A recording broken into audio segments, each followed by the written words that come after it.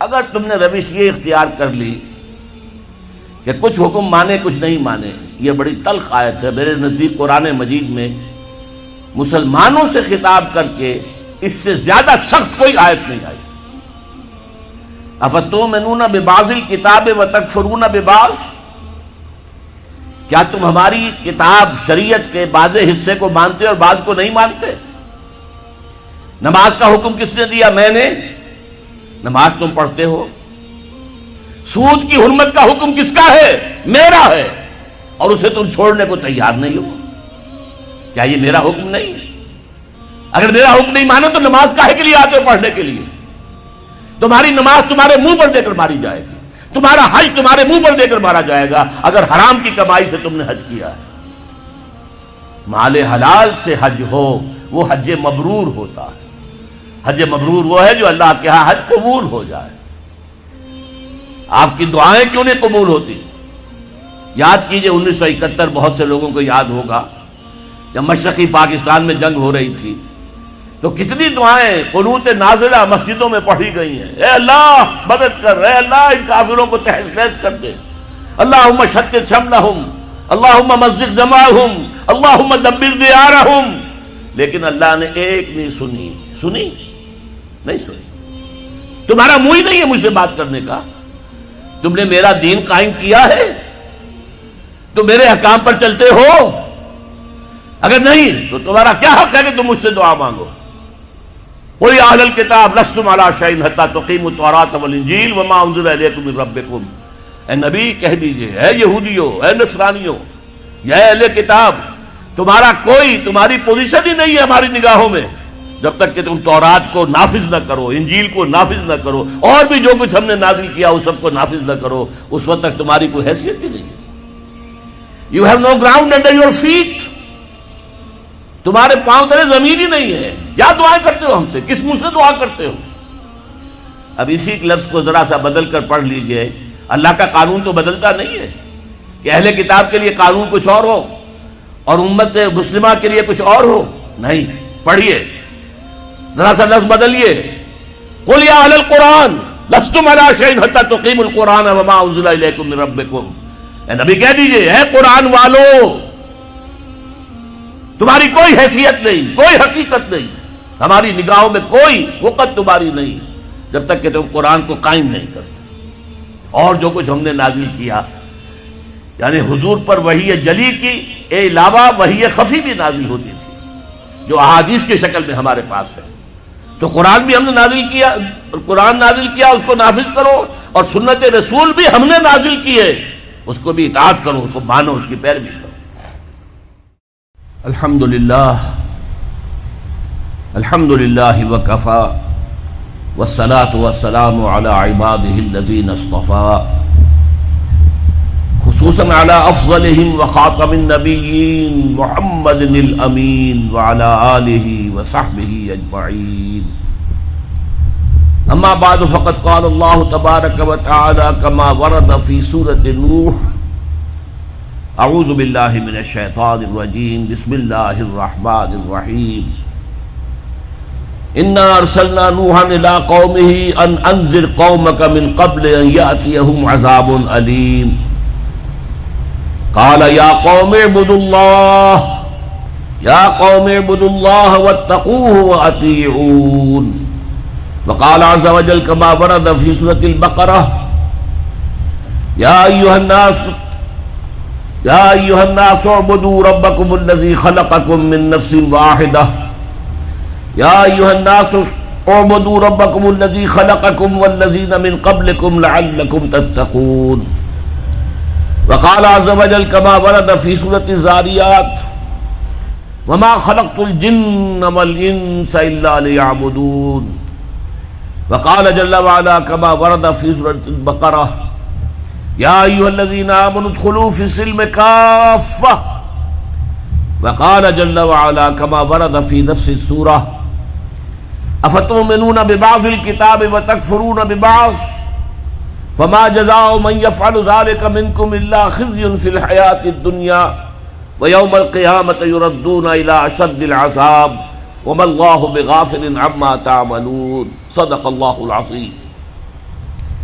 رب اشرح لي صدري ويسر لي امري واحلل عقدة من لساني يفقهوا قولي اللهم ربنا الهمنا رشدنا واعذنا من شرور انفسنا اللهم ارنا الحق حقا وارزقنا اتباعه وارنا الباطل باطلا وارزقنا اجتنابه اللهم اجعلنا من عبادك المخلصين اللهم اجعلنا من عبادك المخلصين اللهم اجعلنا من عبادك المتقین آمین یا رب العالمین۔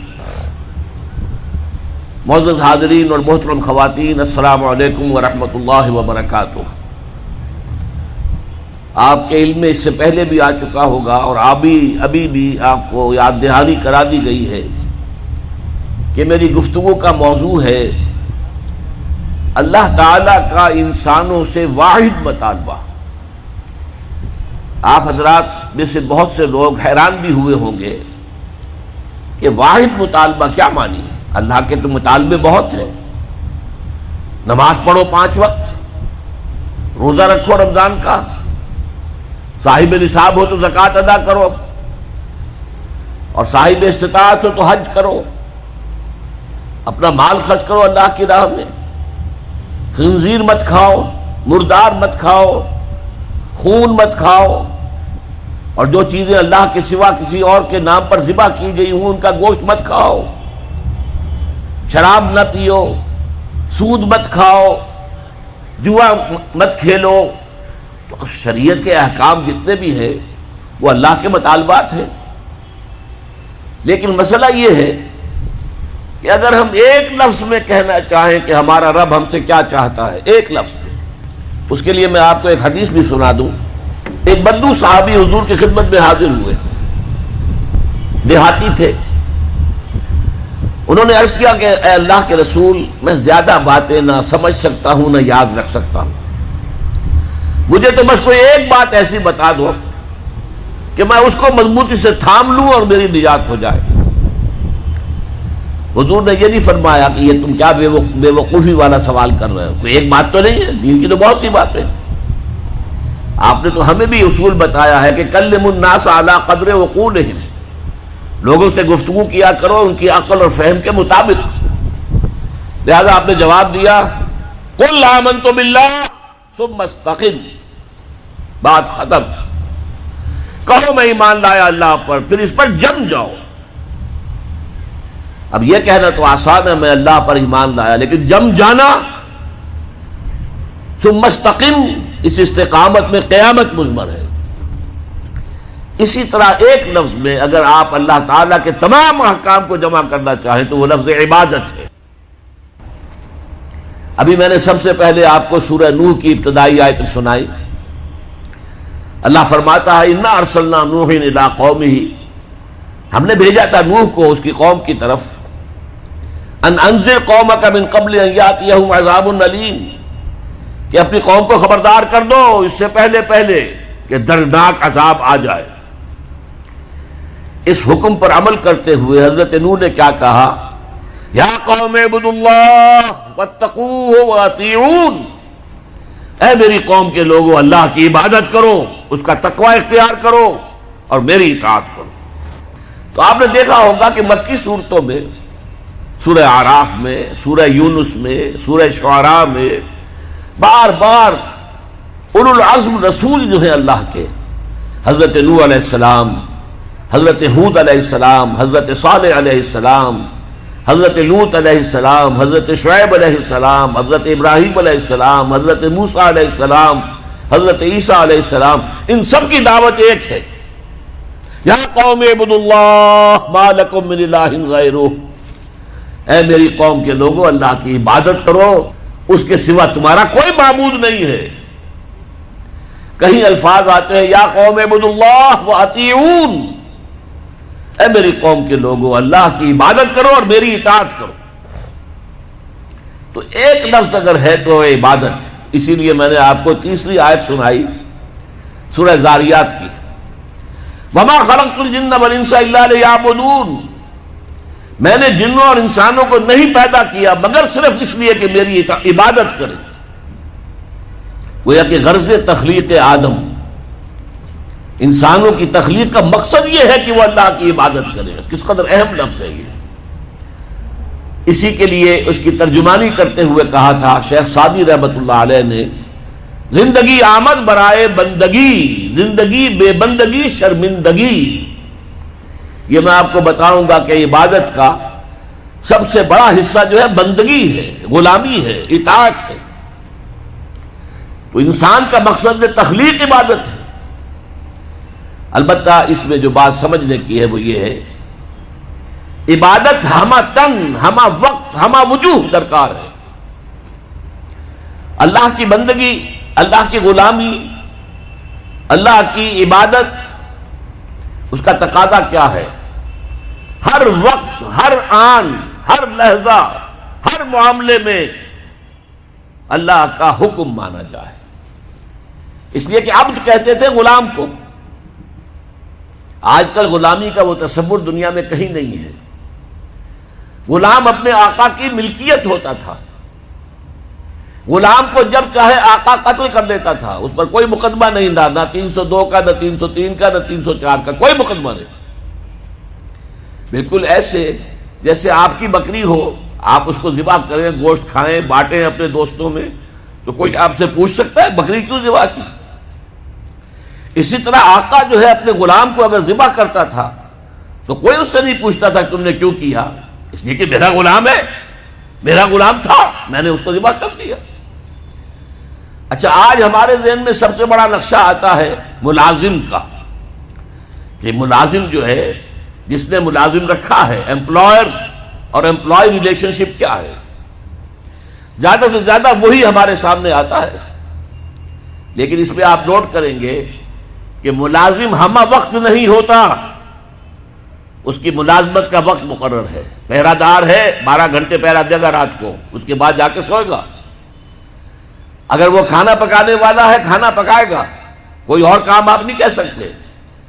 آپ کہیں جا کے میرا ٹوائلٹ صاف کراؤ، وہ صاف کہہ دے گا جناب میں آپ کا خانسامہ ہوں، میں آپ کا کھانا پکانے کے لیے ملازم ہوا ہوں، ٹوائلٹ صاف کرنے کے لیے تو نہیں ہوا.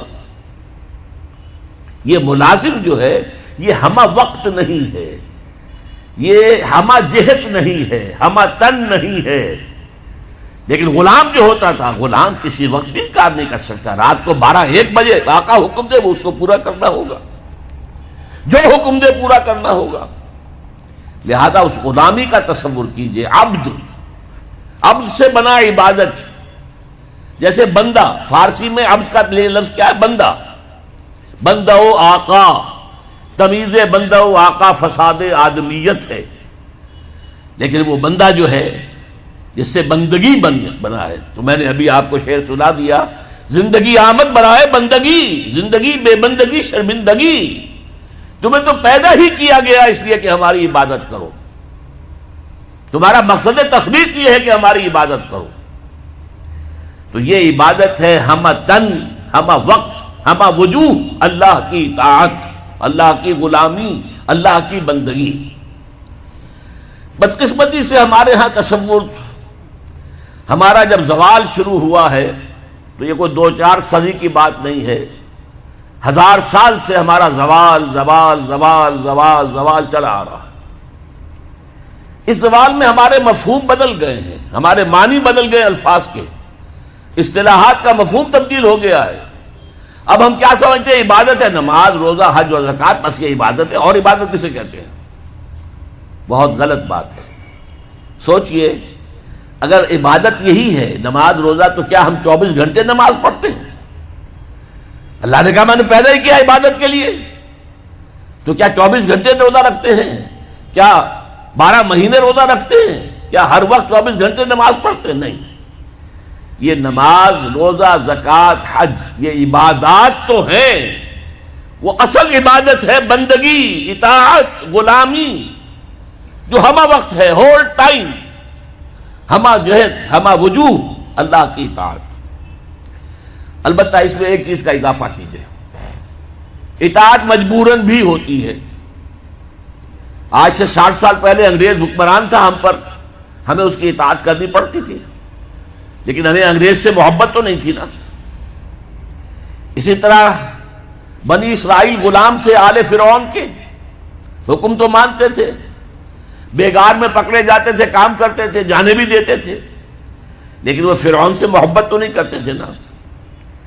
لہذا عبادت جب اللہ کی ہوگی وہ صرف اطاعت نہیں ہوگی بلکہ محبت کے ساتھ ہوگی۔ اطاعت کی جائے ہمہ وقت، ہمہ تن، ہمہ وجوہ، لیکن انتہائی درجے میں اللہ سے محبت کے ساتھ۔ یہی وجہ ہے کہ دو بڑی عظیم شخصیتیں امام ابن تیمیہ اور حافظ ابن قیم رحمۃ اللہ علیہما، ان دونوں نے جو ڈیفینیشن کی ہے، ہاؤ ٹو ڈیفائن عبادت ہے کیا، تو حافظ ابن قیم کہتے ہیں العبادت تجمع اصلین، دو چیزوں کو جمع کرنے سے عبادت بنتی ہے، غایت الحب وغایت الذل والخضوع، حد درجے میں اللہ سے محبت کرنا اور حد درجے میں اس کے سامنے جھک جانا، بچ جانا، جو حکم دے، جو فرمان ہو حاضر، یہ ہے عبادت۔ البتہ یہ ہے، نوٹ کیجئے، عبادت کا چونکہ جسم ہے وہ ہے اطاعت۔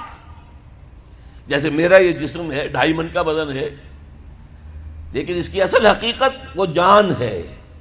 وہ جان نہ ہو تو جلد از جلد نہلا کے دھلا کے کفن پہنا کے قبر میں اتار دیں گے کہ کہیں خام خواہ جسم جو ہے گل سڑ نہ جائے۔ اصل سے جان ہے، جان تو نظر نہیں آتی، نظر تو جسم آتا ہے۔ لہذا اطاعت کا جو جسم ہے وہ ہے، عبادت کا جسم ہے اطاعت، وہ نظر آتا ہے۔ اللہ کا حکم ہے نماز پڑھو، نماز پڑھتے نظر آتا ہے کہ نہیں؟ اللہ کا حکم ہے روزہ رکھو، ہم نے روزہ رکھا تو سامنے والوں کو معلوم ہو گیا کہ نہیں کہ روزہ رکھا ہے۔ اللہ کا حکم ہے زکوٰۃ دو، تو ہم زکوٰۃ دیتے ہیں تو لوگوں کو پتہ چلتا ہے کہ ہم نے زکوٰۃ دی ہے۔ اللہ کا حکم ہے کہ اگر صاحب استطاعت ہو تو حج کرو، تو جب ہم حج کرتے ہیں لوگوں کو نظر آتا ہے کہ ہم حج کر رہے ہیں۔ لیکن یہ عبادت تب بنے گی جبکہ اس میں حد درجے کی محبت شامل ہو جائے۔ الا لا ایمان لمن لا محبت له، الا لا ایمان لمن لا محبت له، الا لا ایمان لمن لا محبت له، جس میں یہ محبت نہیں ہے اس کا کوئی ایمان نہیں۔ محبت اللہ کی نمبر 1 اور محبت اس کے رسول کی نمبر 2، یہ دونوں محبتیں ہوں تو ایمان ہے، ورنہ نہیں۔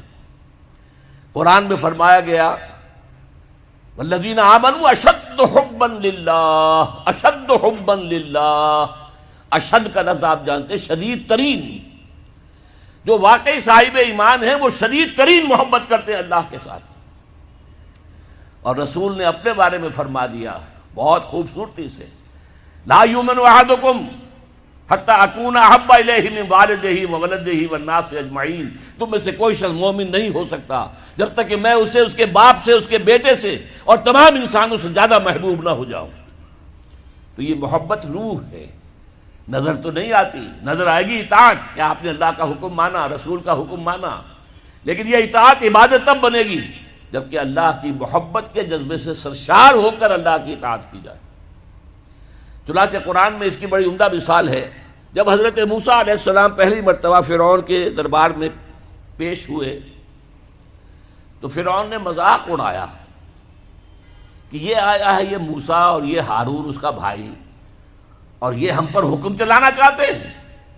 وَقَوْمُهُمَا لَنَا عَابِدُونَ، حالانکہ ان کی قوم تو ہماری عابد قوم ہے، غلام قوم ہے۔ اب یہاں عبادت کے کیا معنی ہے؟ بنی اسرائیل پوجتے نہیں تھے، وہ بادشاہ کی پرستش نہیں کرتے تھے، لیکن بادشاہ کی اطاعت کرنے پر مجبور تھے، اطاعت کرتے تھے۔ اس کو اس نے کہا وَقَوْمُهُمَا لَنَا عَابِدُونَ، ان کی قوم جو ہے وہ تو ہماری عابد ہے، عبادت گزار ہے، ہماری غلام ہے، ہماری اطاعت شعار ہے، ان کو کیا حق پہنچتا ہے ہماری بلی ہمیں کو میں آؤں۔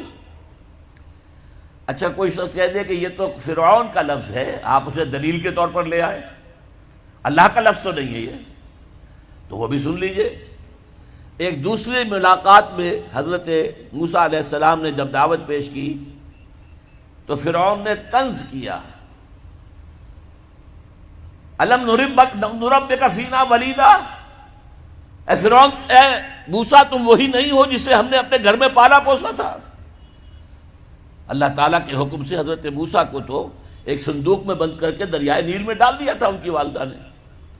وہ محل کے پاس سے گزر رہا تھا کہ وہاں کچھ عورتیں جو ہے دریا پر آئی ہوئی تھیں نہانے وغیرہ کے لیے، انہوں نے وہ تابوت جو تھا صندوق وہ پکڑ لیا، اس میں حضرت موسیٰ نکل آئے اور اتنے خوبصورت تھے یہ فوراً سمجھ میں آ گیا تھا یہ کوئی اسرائیلی ہے، اور اسرائیلی بچوں کے بارے میں حکم تھا کہ فوراً قتل کر دو، اگر لڑکا ہو، لڑکی ہو تو زندہ رہنے دو۔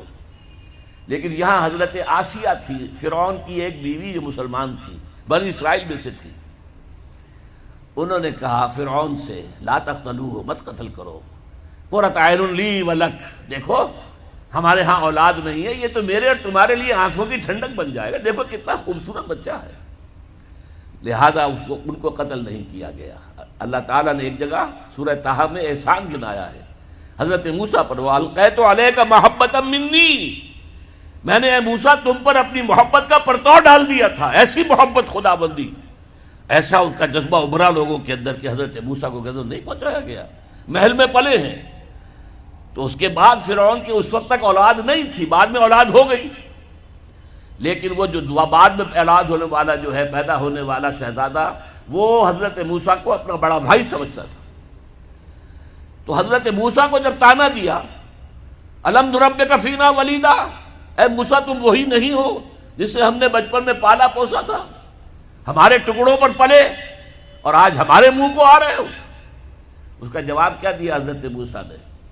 وَتِلْكَ نِعْمَةٌ تَمُنُّهَا عَلَيَّ أَنْ عَبَّدتَّ بَنِي اسرائیل، بڑا احسان کیا تو نے کہ مجھے اپنے گھر میں پال دیا اور میری ساری قوم کو غلام بنا رکھا ہے۔ ان عبدت بنی اسرائیل، یہاں بھی لفظ عبادت آیا، تو لفظ عبادت کا پہلا اطلاق اطاعت پر ہے، البتہ اس کی روح جو ہے وہ محبت ہے، روح نظر نہیں آئے گی، جسم نظر آئے گا، لہذا عبادت کا جسم اطاعت، اللہ کی اطاعت ہمہ تن ہمہ وقت ہمہ وجوہ، اور اللہ کی اطاعت کا راستہ اللہ کے رسول کی اطاعت۔ بمصطفیٰ برساں خویش را کے دی ہمہ اوست، اگر بہو نہ رسیدی تمام بول حبیث، اپنے آپ کو مصطفیٰ صلی اللہ علیہ وسلم کے قدموں میں پہنچا دو، اگر وہاں تک نہیں جاؤ گے تو یہ سب بو لہبی ہے، پھر باقی ساری باتیں جو ہے اس کا اسلام سے کوئی تعلق نہیں۔ اور حضور کی حدیث میں آپ کو سنا چکا، لا یؤمن احدکم حتی اکون احب الیہ من والدہ وولدہ والناس اجمعین، تم میں سے کوئی شخص مومن ہو ہی نہیں سکتا جب تک کہ میں اسے تمام انسانوں سے، یہاں تک کہ اپنے باپ سے، اپنے بیٹے سے بھی زیادہ محبوب نہ ہو جاؤں۔ اب ایک نقطہ اور سمجھیے کہ میں نے بھی مانا نماز بھی عبادت ہے، روزہ بھی عبادت ہے، یہ عبادات ہے، تو کیا تعلق ہے ان عبادات کا اس عبادت کے ساتھ جس کی تم بات کر رہے ہو؟ دیکھیے یہ کوئی تمبو کہیں لگا ہوا ہوتا ہے، شامیانہ ہے، تو چار اس کی طرف جو ہیں وہ کھڑے ہوتے ہیں بانس، ان کے اوپر وہ شامیانہ تنا ہوا ہے۔ چار عبادتیں اللہ نے دی ہیں انسانوں کو، مسلمانوں کو، اہل ایمان کو، تاکہ بڑی عبادت کر سکیں۔ یہ بڑی عبادت ہمہ وقت ہمہ تن ہمہ وجوہ اللہ کی اطاعت کرنا آسان کام نہیں ہے۔ ہمارا نفس ہے جو برائی کی طرف ہمیں آمادہ کرتا ہے، شیطان لعین ہے، اس کی سلبی اور مانوی ذریت ہے، وہ ہمیں برائی کی طرف دھکیلتے ہیں۔ پھر مال کا لالچ ہے، وہ ہمیں بری طرف دھکیلتا ہے۔ ہمارے نفس کے تقاضے ہیں، چٹخارا چاہیے، عیش چاہیے، یہ ساری چیزیں جو ہیں ان کے ساتھ مقابلہ کریں گے تو اللہ کی بندگی کر سکیں گے، اللہ کی اطاعت کر سکیں گے، اللہ کی عبادت کر سکیں گے۔ لہذا چار عبادات دے دی، چار یہ بانس، چار ستون جن پر چھت کھڑی ہوئی ہے عبادت کی، عبادت۔ اور وہ ستون نمبر 1 کیا؟ نماز۔ کس لیے؟ تاکہ بھول نہ جاؤ کہیں۔ 5 دفعہ دن رات میں نکلو اپنے کاروبار سے، صبح نیند بڑی ٹھنڈی ہوتی ہے، بڑی ٹھنڈی ٹھنڈی ٹھنڈی ہوا، ساری رات حبس رہا ہو تب بھی صبح ضرور کچھ نہ کچھ ہوا چلتی، مریض ساری رات تڑپتا رہا ہو لیکن صبح کے وقت آ کر اسے کچھ نہ کچھ سکون آتا ہے۔ تو فجر کی نماز کی اذان ہو گئی ہے، سن لی ہے، لیکن لیٹنے کو جی چاہ رہا ہے، اس کے خلاف جد و جہد کریں گے، اپنے نفس کے خلاف، تبھی تو اٹھیں گے نا۔ آؤ اٹھو، جاؤ مسجد میں، اللہ سے اپنا عہد جو ہے جو تم نے کیا ہوا ہے بندگی کا عہد، جاؤ تازہ کرو اسے۔ 4 رکعتوں میں 4 دفعہ کہو ایاک نعبد و ایاک نستعین، اے اللہ ہم تیری ہی بندگی کرتے ہیں، تجھ ہی سے مدد مانگتے ہیں۔ پھر تم دھندا کرو گے، کاروبار کرو گے، دفتروں میں جاؤ گے، پھر ظہر کے وقت پھر آ جاؤ مسجد میں، پھر عہد تازہ کرو۔ پھر کوئی تھوڑا سا قیلولہ کر لیا، کوئی تھوڑا سا آرام کر لیا، کچھ کھانا کھایا، پھر گئے اپنی دکان پر. لیکن پہلے عصر کی نماز پڑھ لو، پہلے تم اپنا عہد جو ہے پھر تازہ کر لو، پھر غروب سورج کے وقت پھر تازہ کرو، رات کو سونے سے پہلے پھر تازہ کرو. حفیظ جالندری کا بڑا عمدہ شعر ہے کہ سرکشی نے کر دیے دھندلے نقوش بندگی، آؤ سجدے میں گرے لوح جبیں تازہ کریں. یہ ہماری یہ سلیٹ ہے، لوح تختی ہے، اس پر لکھا ہوا کہ ہم اللہ کے بندے ہیں، لیکن سرکشی جو اندر سے آ رہی ہے نفس کی، اس نے اس لوح کے اوپر جو لکھا ہوا ہے ہم اللہ کے بندے ہیں اسے دھندلا کر دیا ہے. آؤ سجدے میں گریں، زمین پر اپنی اس پیشانی کو رگڑیں تاکہ وہ جو نقش ہے بندگی کا وہ تازہ ہو جائے. سرکشی نے کر دیے دھندلے نقوش بندگی، آؤ سجدے میں گریں لوح جبیں تازہ کریں. اچھا، ایک میں نے کہا نفس ہے، نفس امارہ ہے، اس کو چٹکھارے چاہیے، اس کا مقابلہ کرنے کے لیے روزہ دیا. دیکھو روزے میں تم صبح سے شام تک حلال چیز بھی نہیں کھاؤ گے، پانی بھی نہیں پیو گے. اب تو رمضان جو آتا رہا ہے، اب سردیوں میں پتہ ہی نہیں چلتا روزہ کیا ہوتا ہے کیا نہیں ہوتا، لیکن اب آ رہا ہے رفتہ رفتہ.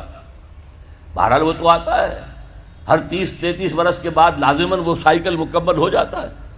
پھر آئے گا مئی کا مہینہ، مئی کا روزہ، حلق خشک. آپ دفتر سے آئے ہیں تو زبان باہر نکلنے کو آ رہی ہے خشکی کی وجہ سے، پیاس شدید ہے، گھر میں داخل ہوئے ہیں، فریج میں رکھا ہوا ٹھنڈا پانی بھی ہے، مشروب بھی ہے، نہیں پی سکتے، اللہ کی اجازت نہیں.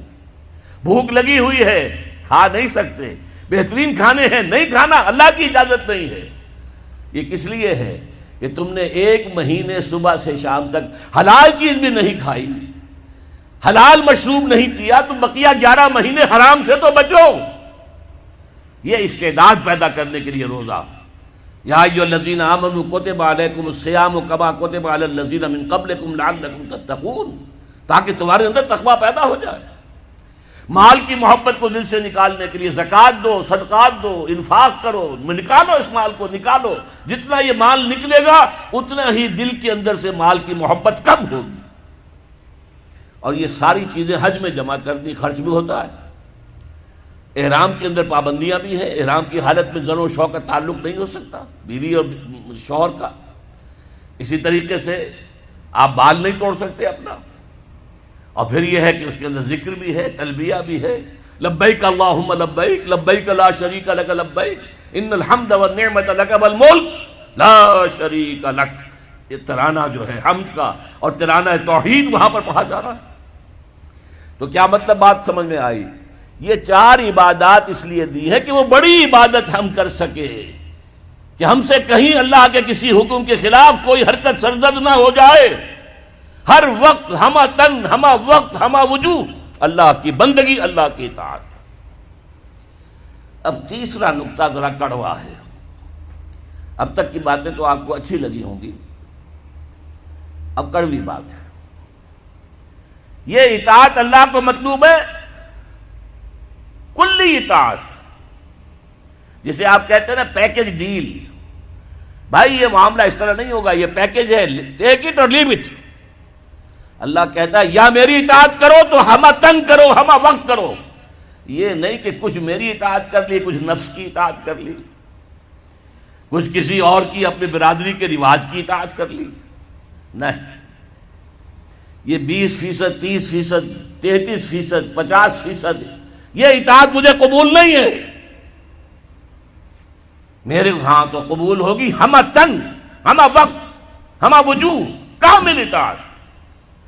اگر تم نے روش یہ اختیار کر لی کہ کچھ حکم مانے کچھ نہیں مانے، یہ بڑی تلخ آیت ہے. میرے نزدیک قرآن مجید میں مسلمانوں سے خطاب کر کے اس سے زیادہ سخت کوئی آیت نہیں آئی. افتؤمنون ببعض الکتاب وتکفرون ببعض، کیا تم ہماری کتاب شریعت کے بعض حصے کو مانتے اور بعض کو نہیں مانتے؟ نماز کا حکم کس نے دیا؟ میں نے. نماز تم پڑھتے ہو. سود کی حرمت کا حکم کس کا ہے؟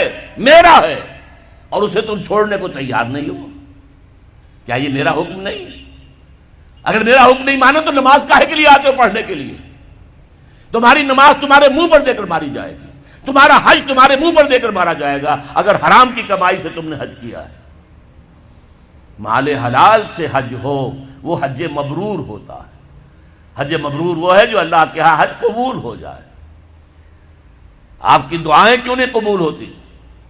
یاد کیجئے 1971 بہت سے لوگوں کو یاد ہوگا جب مشرقی پاکستان میں جنگ ہو رہی تھی تو کتنی دعائیں قنوت نازلہ مسجدوں میں پڑھی گئی ہیں، اے اللہ مدد کر، اے اللہ ان کافروں کو تہس نہس کر دے، اللہم شتت شملہم، اللہم مزق جمعہم، اللہم دبر دیارہم، لیکن اللہ نے ایک نہیں سنی نہیں سنی۔ تمہارا منہ ہی نہیں ہے مجھ سے بات کرنے کا، تم نے میرا دین قائم کیا ہے، تم میرے احکام پر چلتے ہو، اگر نہیں تو تمہارا کیا حق ہے کہ تم مجھ سے دعا مانگو؟ قل یا اہل الکتاب لستم علی شیء حتی تقیموا التوراۃ والانجیل وما انزل الیکم من ربکم، اے نبی کہہ دیجئے، اے یہودیوں، اے نصرانیوں، یا اے اہل کتاب، تمہاری پوزیشن ہی نہیں ہے ہماری نگاہوں میں جب تک کہ تم تورات کو نافذ نہ کرو، انجیل کو نافذ نہ کرو، اور بھی جو کچھ ہم نے نازل کیا اس سب کو نافذ نہ کرو، اس وقت تک تمہاری کوئی حیثیت ہی نہیں ہے۔ You have no ground under your feet, تمہارے پاؤں تلے زمین ہی نہیں ہے، کیا دعائیں کرتے ہو ہم سے؟ کس منہ سے دعا کرتے ہو؟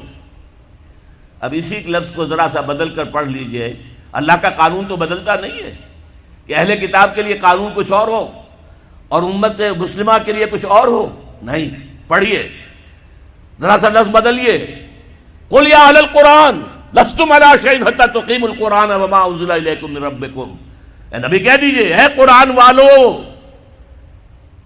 تمہاری کوئی حیثیت نہیں، کوئی حقیقت نہیں، ہماری نگاہوں میں کوئی وقت تمہاری نہیں جب تک کہ تم قرآن کو قائم نہیں کرتے۔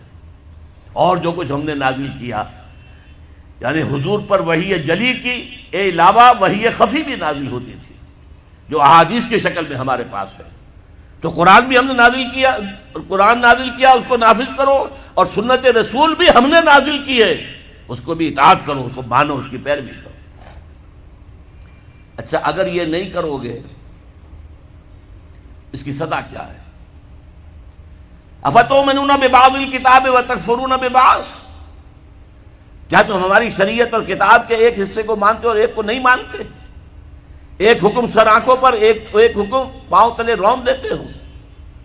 فما جزاء من يفعل ذلك منکم، تو کوئی سزا نہیں ہے ان کی جو یہ حرکت کریں گے تم میں سے، الا خزي فی الحیات الدنیا، سوائے اس کے کہ دنیا کی زندگی میں ذلیل و خوار کر دیے جاؤ، وَيَوْمَ الْقِيَامَةِ يُرَدُّونَ إِلَىٰ أَشَدِّ الْعَذَابِ، اور قیامت کے دن شدید ترین عذاب میں جھونک دیے جاؤ۔ وَمَا اللَّهُ بِغَافِلٍ عَمَّا تَعْمَلُونَ، جو کچھ تم کر رہے ہو اس کی حقیقت سے اللہ ناواقف نہیں ہے، بے خبر نہیں ہے۔ تم آئے ہو حج کرنے، داڑھی لمبی ہے تمہاری، اللہ کو معلوم ہے حرام کی کمائی سے حج کرنے آئے ہو، حرام کی کمائی سے عمرہ کرنے آئے ہو۔ تم نے مسجد تو بڑی شاندار بنوا دی، تمہارا کاروبار تو حرام کا ہے، سٹے اور جوئے کے اوپر کاروبار کر رہے ہو، بینک سے سودی قرضہ لے کر کاروبار کر رہے ہو، تو مسجد بنانے کا کیا تمہیں ثواب ملے گا؟ اللہ تعالیٰ کو تو نفقات جو ہیں، صدقات و نفقات صرف وہ قبول ہیں جو پاک اور حلال کمائی سے ہو۔ حرام کی کمائی سے تم نے کچھ بھی لٹا دیا ہو، اللہ کو ایک ڈھیلے کی اس کی قوت نہیں۔ اب اس میں دو سزائیں بیان کی گئی، فما جزاء من يفعل ذلك منكم الا خزي في الحیات الدنیا، تم میں سے جو کوئی بھی یہ حرکت کرے گا کہ دین کے ایک حصے پر عمل ایک پر نہیں، اس کی سزا اس کے سوا کچھ نہیں ہے کہ دنیا کی زندگی میں ذلیل و خوار کر دیے جائے۔ یہ تو نقد ہے جو دنیا میں ملتا ہے، اور آخرت میں جو سزا ملے گی وہ یوم القیامت یردون الی اشد العذاب، اور قیامت کے دن شدید ترین عذاب میں جھونک دیے جاؤ گے۔ اب آپ دیکھیے پہلا عذاب تو ہماری نگاہوں کے سامنے ہے، ہمارے ماتھے پر لکھا ہوا ہے۔ آج ہم بعض لوگوں کے نزدیک 150 کروڑ انسان ہیں مسلمان، ہر چوتھا انسان مسلمان ہے، کم سے کم 125 کروڑ تو ہے ہی ہے، گویا کہ ہر 5واں انسان مسلمان ہے۔ کتنا بڑا علاقہ ہمارے قدموں تلے ہے، جائیے ادھر انڈونیشیا کے دور درازوں سے چلیے، جو جزیرے ہیں ان سے، اور چلے جائیے موریتانیہ تک، سالڈ علاقہ ہے مسلمانوں کا. بیچ میں آپ سوچیں گے ہندوستان بھی تو آ گیا، وہ مسلمانوں کا نہیں. 20 کروڑ مسلمان ہیں ہندوستان کے اندر. آج بھی دنیا میں سب سے بڑی آبادی کسی ملک میں جو ہے وہ ہندوستان میں ہے مسلمانوں کی. اللہ تعالیٰ نے ہر طرح کی نعمت دی ہے، ہر طرح کی معدنیات ہمارے پاس، ہر طرح کی نباتات. سب سے بڑھ کر آج کی دنیا کی قیمتی ترین شے تیل کا سب سے بڑا ذخیرہ یا ذخیرے مسلمانوں کے قدموں تلے ہیں. اس سب کے باوجود کیا مسلمانوں کی عزت ہے کوئی دنیا میں؟ کوئی حیثیت ہے؟ بین الاقوامی مسائل میں کوئی آپ سے مشورہ کرتا ہے؟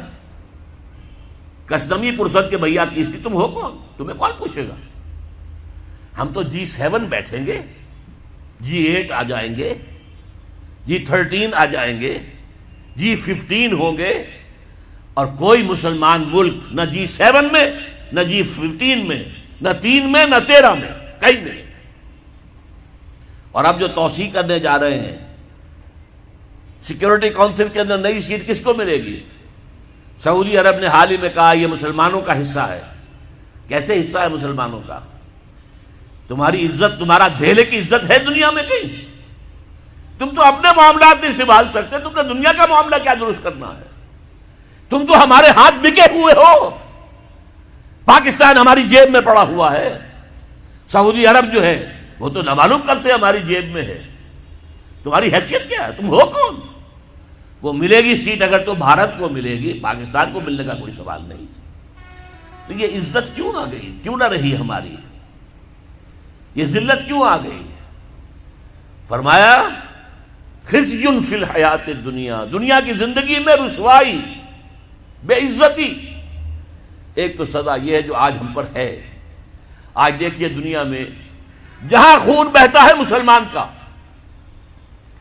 50 سال سے زیادہ ہو گئے ہیں کہ فلسطین میں مسلمانوں کا خون بہ رہا ہے. کتنے سال ہو چکے؟ 30 سال کے قریب ہونے کو آئے کہ کشمیر میں خون بہ رہا ہے. روزانہ آپ کے اخبار میں لکھا ہوتا ہے آج 8 اور شہید ہو گئے، آج 15 اور شہید ہو گئے، آج 10 اور شہید ہو گئے. یہ ٹی وی پر بھی آپ دیکھتے ہیں، مناظر بھی دیکھتے ہیں. اب پھر خون اگر گرا ہے بوسنیا میں تو مسلمان کا، کوسوو میں تو مسلمان کا، چچنیا میں تو مسلمان کا، صومالیہ میں گرا تو مسلمان کا، فلپائنز میں گر رہا ہے تو مسلمانوں کا، اب تھائی لینڈ میں بھی شروع ہو گیا تو مسلمانوں کا. جہاں دیکھو وہ جو کبھی کہا تھا کسی نے، ہو گیا مانند آب ارزاں مسلمان کا لہو، پانی کی طرح یہ سستا ہو گیا مسلمان کا لہو. ساری دنیا میں مسلمانوں کا خون بہ رہا ہے. اور کم ہمتی کا عالم یہ ہے، بزدلی کا عالم یہ ہے کہ ہم یہ کہہ کر کھڑے ہو کر کہہ نہیں سکتے کہ انف از انف، تم نے جو کچھ ہمارے ساتھ کیا ہے اب ہمارے میدان میں ہم مقابلہ کریں گے. اس طرح بکریوں کی طرح، بھیڑوں کی طرح مارے نہیں کھائیں گے. ہے کسی ملک میں یہ طاقت کہ یہ کہہ دے؟ ہاں بیچارے کچھ جانے وہ اپنی جان دے کر اپنا سوسائڈ بمبنگ سے اپنے آپ کو اڑا کے 8-10 کو اور اڑا لیتے ہیں، بس اور کیا. لیکن وہاں تو بمبارڈمنٹس ہوتی تھی. اسرائیل میں جو کچھ ہوا ہے، فلسطین میں بلڈوزر آ رہے ہیں، محلے کے محلے سب گھر جو ہے وہ مسمار. ایک امریکہ کی عورت آئی ہوئی تھی صحافیہ، وہ کہیں بیٹھ گئی بلڈوزر کے سامنے کہ نہیں گرانے دوں گی میں یہ مکان، اس کو بھی کچل کے رکھ دیا. یہ حال. تو دنیا میں تو جو ایک بے عزتی والا عذاب ہے، فما جزاء من یفعل ذلک منکم الا خزی فی الحیات الدنیا، دنیا کی زندگی میں رسوائی، بے عزتی. اب یوم القیامہ جو ہے مستعد تو ہم اسی کے ہو چکے ہیں کہ شدید ترین عذاب میں جھونک دیے جائیں. وَيَوْمَ الْقِيَامَةِ يُرَدُّونَ إِلَىٰ أَشَدِّ الْعَذَابِ. لیکن اللہ کی رحمت، اس سے امید ہے بخش دے ہمیں. اللہ کی رحمت جو ہے ہمیں اپنے سائے میں لے لے تو بات دوسری ہے، ورنہ مستحق تو ہم اس کے ہو چکے ہیں. کیوں؟ تم مسلمان کہلاتے ہو. اور ذرا سنیے، تم نے پاکستان بنایا اسلام کے نام پر، کہاں ہے وہ اسلام؟ میرا حکم ہے کہ چور کا ہاتھ کاٹو، تم کاٹتے ہو. میرا حکم ہے کہ زانی اور زانیہ اگر غیر شادی شدہ 100 کوڑے برسر عام مارو، چاہے وہ عورت ہو، برسر عام کوڑے لگائے جائیں، تم کرتے ہو؟ میں نے کہا اگر سود نہیں چھوڑو گے تو اعلان جنگ ہے میری طرف سے، فاذنوا بحرب من اللہ ورسولہ، اللہ اور اس کے رسول کی طرف سے اعلان جنگ ہے، الٹیمیٹم ہے، تم چھوڑتے ہو سود کو؟ تمہاری تو ساری معیشت جو ہے اس کا تانا بانا سود اور جوئے پر ہے۔ جوئے کا حد تو یہ ہو گیا بسکٹ بیچنا ہو تو اس کے لیے بھی لاٹری چل رہی ہے، بسکٹ کے ڈبے میں فلاں چیز نکل آئے گی تو قرعہ اندازی ہوگی، آپ کو ایک کار بھی مل سکتی ہے بسکٹ کے ایک ڈبے کے ذریعے سے، لوگ لگے ہوئے ہیں۔ یہ گھی کا ڈبہ اگر لوگے ہمارا تو اس میں سے کوئی سونے کا ٹکڑا بھی نکل کے آ سکتا ہے۔ تو سود اور جوا یہ ہمارے تانا بانا ہے ہماری پوری معیشت کا۔ یہ جب ہوگا تو آخرت کا عذاب تو ہم مستحق تو ہو چکے ہیں، باقی اللہ تعالیٰ بخش دے، یہ بات دوسری ہے۔ اب ذرا آئیے عملی مسئلے کی طرف، کیا کریں؟ ہم ایسے ملک میں رہ رہے ہیں جس میں اللہ کا قانون نافذ نہیں ہے،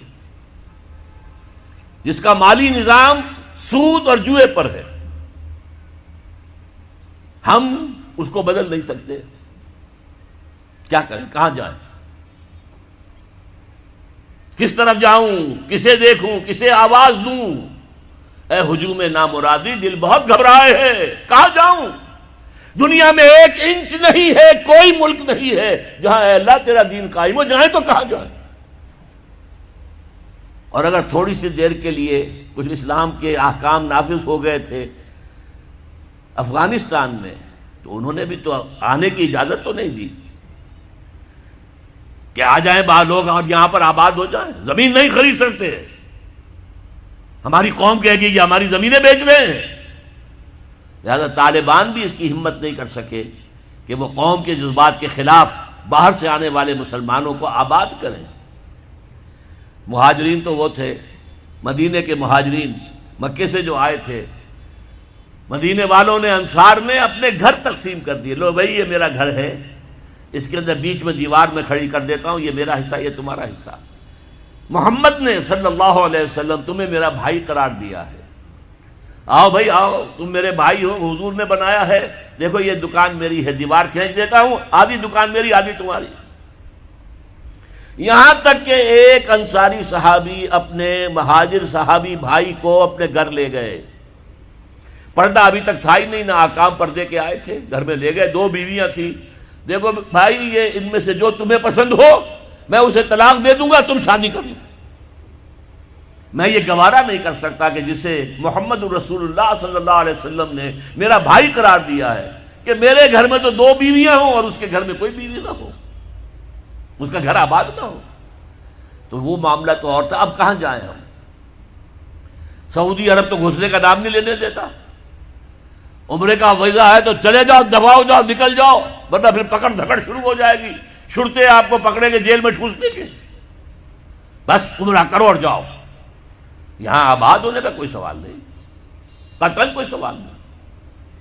لہذا کیا کریں اب؟ یہ سوچنے کی بات ہے۔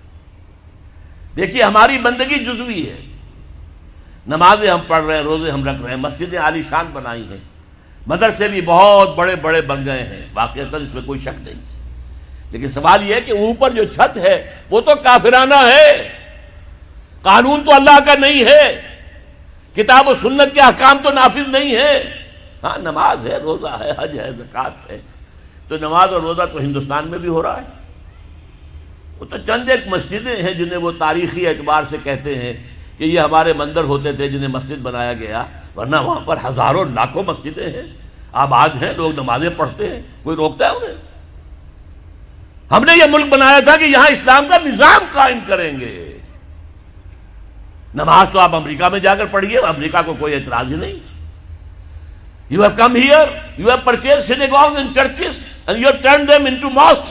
ہم نے کوئی اعتراض نہیں کیا، تم نے چرچ خریدے، تم نے synagogues خرید لیے جو یہودیوں کی عبادت گاہیں ہوتی ہیں اور انہیں مسجد بنا لیا، ہم نے کوئی اعتراض نہیں کیا، we never objected۔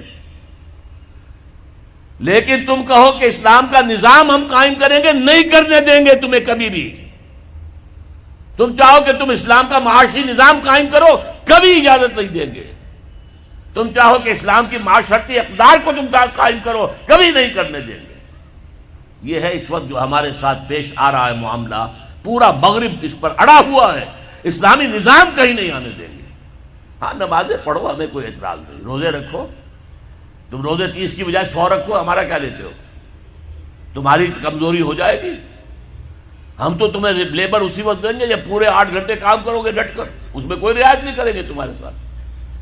بہرحال سوال یہ ہے کہ میں کیا کروں، کوئی راستہ ہے؟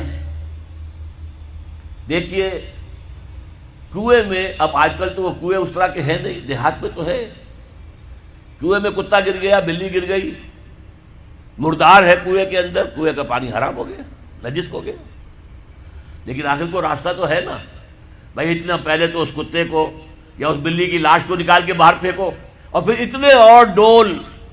اتنے ڈول اور نکال کر باہر پھینک دو، پھر وہ پانی صاف ہے۔ اس کا کیا نام ہے؟ کفارہ۔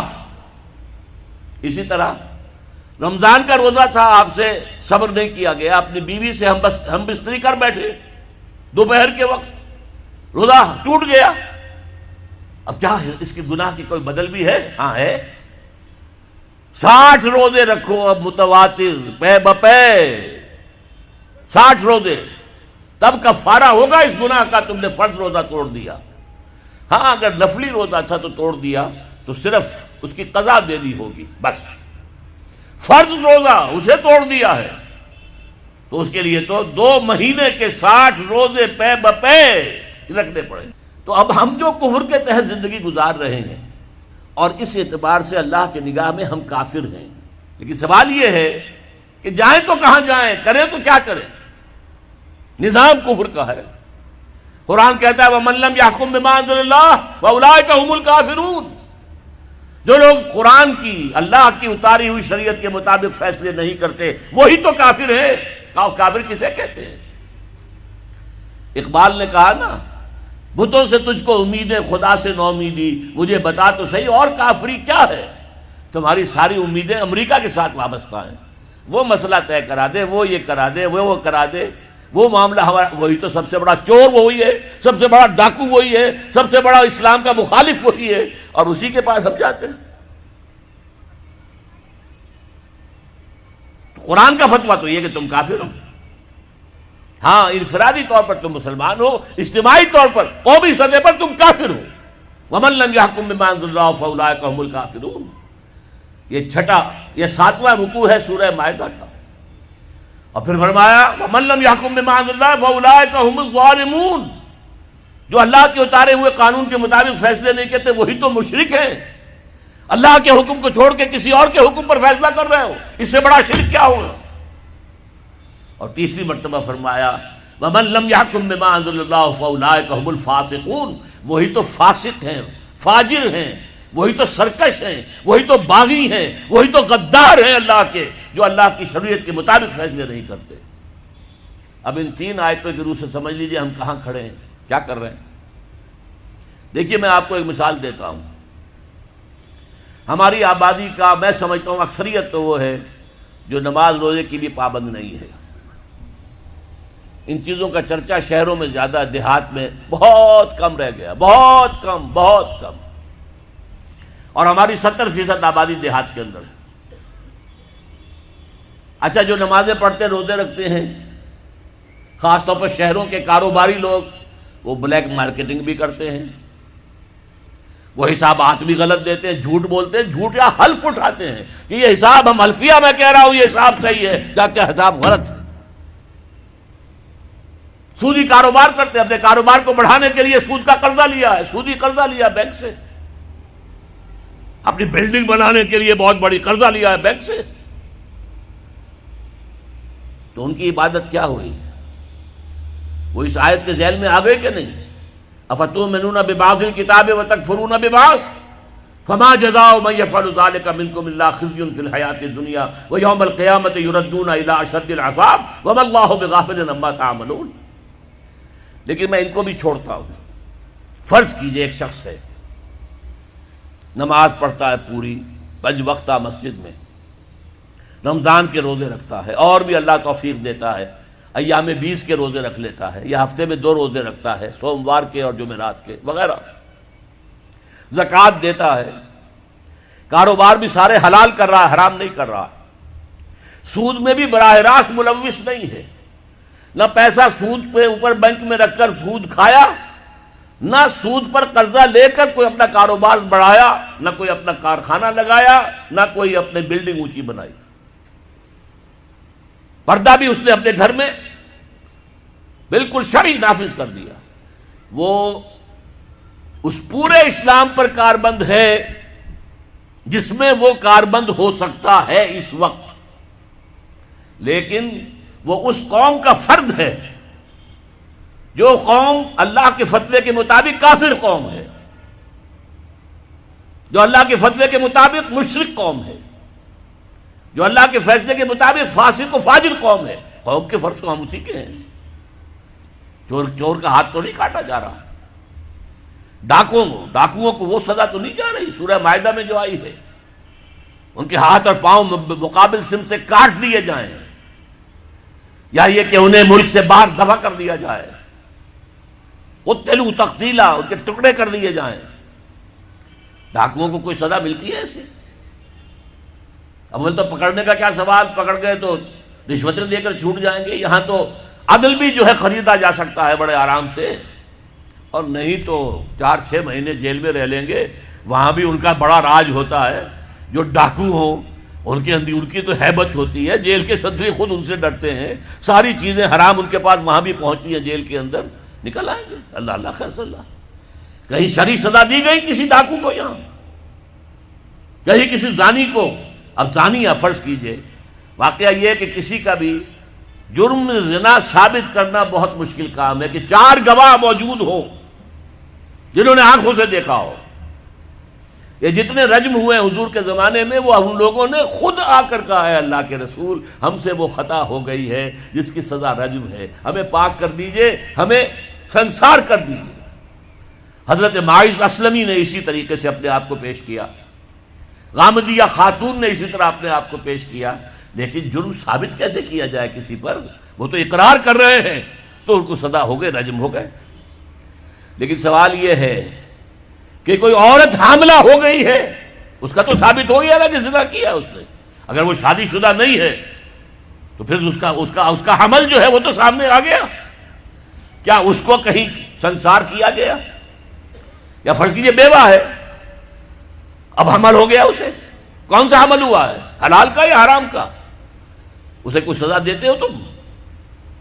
ابھی تو یہ بڑی بحثیں چل رہی ہیں. حدود قوانین جو بنائے گئے تھے وہ بڑی جلدی میں بنائے گئے تھے، کچھ خلا اس میں رہ گئے ہیں. لیکن اصل میں جو لوگ شور مچا رہے ہیں وہ ہیں جو کہتے ہیں کہ یہ اسلامی سزائیں وحشیانہ ہیں. بے نظیر بھٹو کا کہنا ہے یہ وحشیانہ سزائیں ہیں، اللہ کی دی ہوئی سزائیں وحشیانہ ہیں. معاذ اللہ ثم معاذ اللہ ثم معاذ اللہ، کلمہ کفر ہے.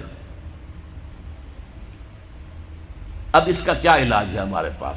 کیا کریں؟ میری بات کو توجہ سے سنیے. اس نظام باطل کو ذہناً تسلیم مت کرو، اس نظام باطل کی خدمت مت کرو. Don't reconcile with it, don't serve it, don't support it.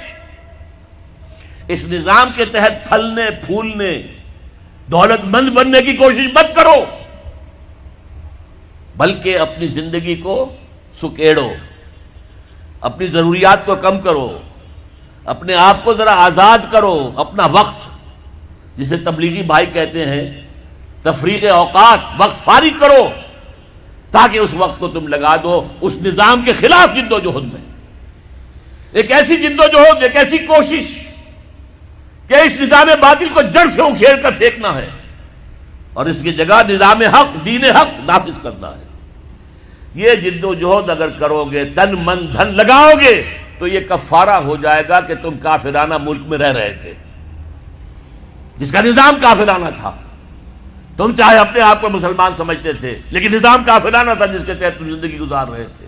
ہاں اگر یہ کرو، اے اللہ میں نے اس نظام کو ذہناً تسلیم نہیں کیا، اے اللہ میں نے اس کی خدمت نہیں کی، میں نے اسے سپورٹ نہیں کیا، اے اللہ میں نے اس کے درمیان اس کے نیچے رہتے ہوئے عیش کرنے کی کوشش نہیں کی، اے اللہ بلکہ میں نے کم سے کم اپنی ضروریات کر کے وقت نکالا اور اس کے خلاف جدوجہد کی،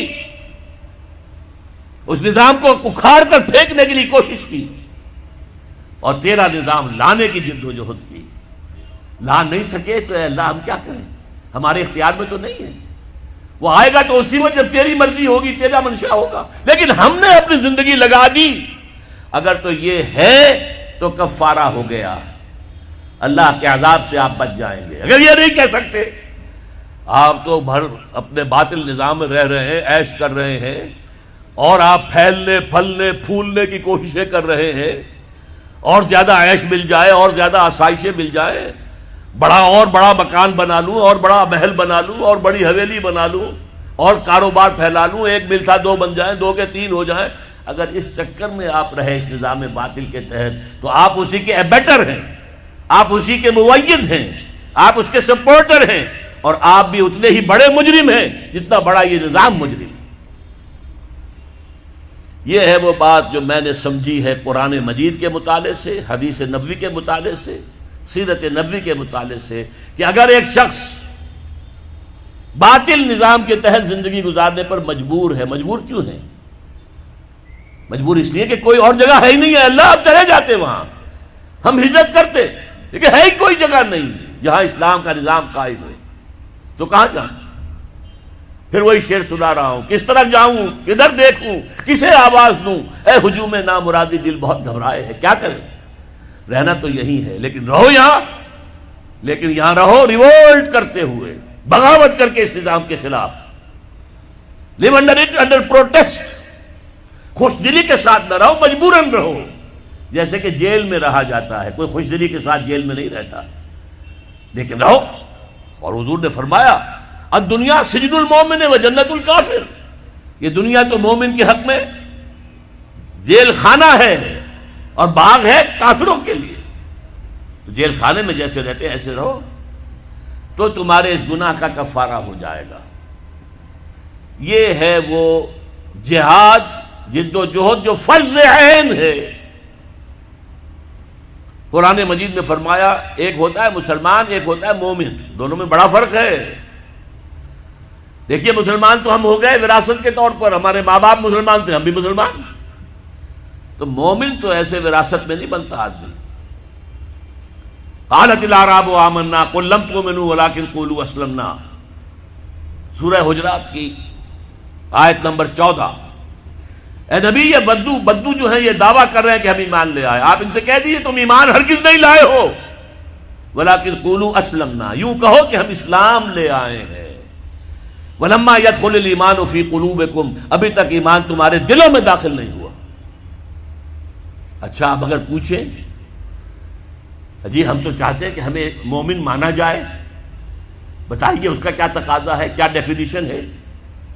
فرما دیا گیا، اگلی آیت کیا ہے، 15 آیت، انما المؤمنون الذين آمنوا بالله ورسوله ثم لم يرتابوا، مومن تو صرف وہ ہیں جو ایمان لائے اللہ پر، اس کے رسول پر، پھر شک میں ہرگز نہیں پڑے، یقین والا ایمان ہو گیا۔ وجاہدوا باموالہم وانفسہم فی سبیل اللہ، اور پھر انہوں نے جہاد کیا اللہ کی راہ میں، اپنے مالوں سے بھی اپنی جانوں سے بھی۔ اولئک ھم الصادقون، صرف ایسے لوگ سچے ہیں اگر وہ کہیں کہ ہم مومن ہیں۔ جہاد کے بغیر تو ایمان ہے ہی نہیں، جہاد کے بغیر نجات نہیں ہے۔ آپ نظام باطل کے تحت زندگی گزار رہے ہیں، اس کے خلاف جہاد کیجئے، جد و جہد کیجئے۔ جہاد کے معنی جد و جہد، اس نظام کو بدلنے کی، اسے جڑ سے اکھیڑنے کی۔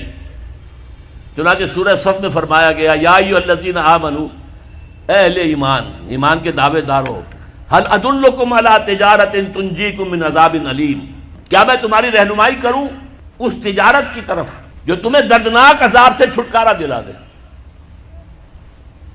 نوٹ کیجئے سوال کیا ہے، اگر جہنم سے بچنا چاہتے ہو تو ایک تجارت کرنی ہوگی۔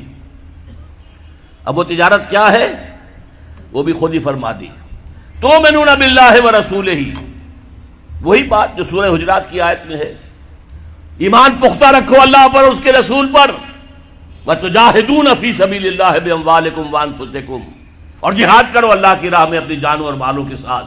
ذالکم خیر لکم ان کنتم تعلمون، یہی تمہارے حق میں بہتر ہے اگر تم علم رکھتے ہو۔ تو معلوم ہوا کہ یہ جہاد لازم ہے، یہ جد و جہد لازم ہے، یہ ایمان کا لازمی تقاضا ہے، یہ جہنم سے چھٹکارا پانے کی لازمی شرط ہے۔ اگر یہ نہیں کر رہے تو ایمان نہیں ہے تمہارے اندر، اور جہنم سے چھٹکارا پانے کی امید یہ ایک بس تمہارا خیال ہے، تلک امانیہم، یہ تمہارے من گھڑت خیالات ہیں، یہ تمہاری وشفل تھنکنگ ہے، یہ حقیقت نہیں ہے۔ اب اگلی بات سنیے، یہ جد و جہد بغیر جماعت کے ممکن نہیں ہے۔ کیا اکیلا آدمی نظام کو بدل سکتا ہے؟ ہمارے ہاں بڑے بڑے متقی لوگ موجود ہیں، کوئی شک نہیں ہے، بڑے بڑے اہل اللہ موجود ہیں، نیک لوگ ہیں جن سے انفرادی طور پر لوگوں کو نیکی پہنچ بھی رہی ہے، مرشدین ہیں، لیکن کیا وہ نظام کو بدل سکتے ہیں؟ نہیں۔ جماعت بنانی پڑے گی، جماعت، حزب اللہ، اللہ کی جماعت، اللہ کی پارٹی بناؤ، اور اگر موجود ہو کوئی تو داخل ہو جاؤ، شامل ہو جاؤ، اس لیے کہ جماعت کے بغیر زندگی اسلامی زندگی نہیں ہے۔ حضور نے فرمایا ید اللہ علی الجماعہ، اللہ کی تائید اور نصرت، اللہ کا ہاتھ جماعت کے اوپر ہے۔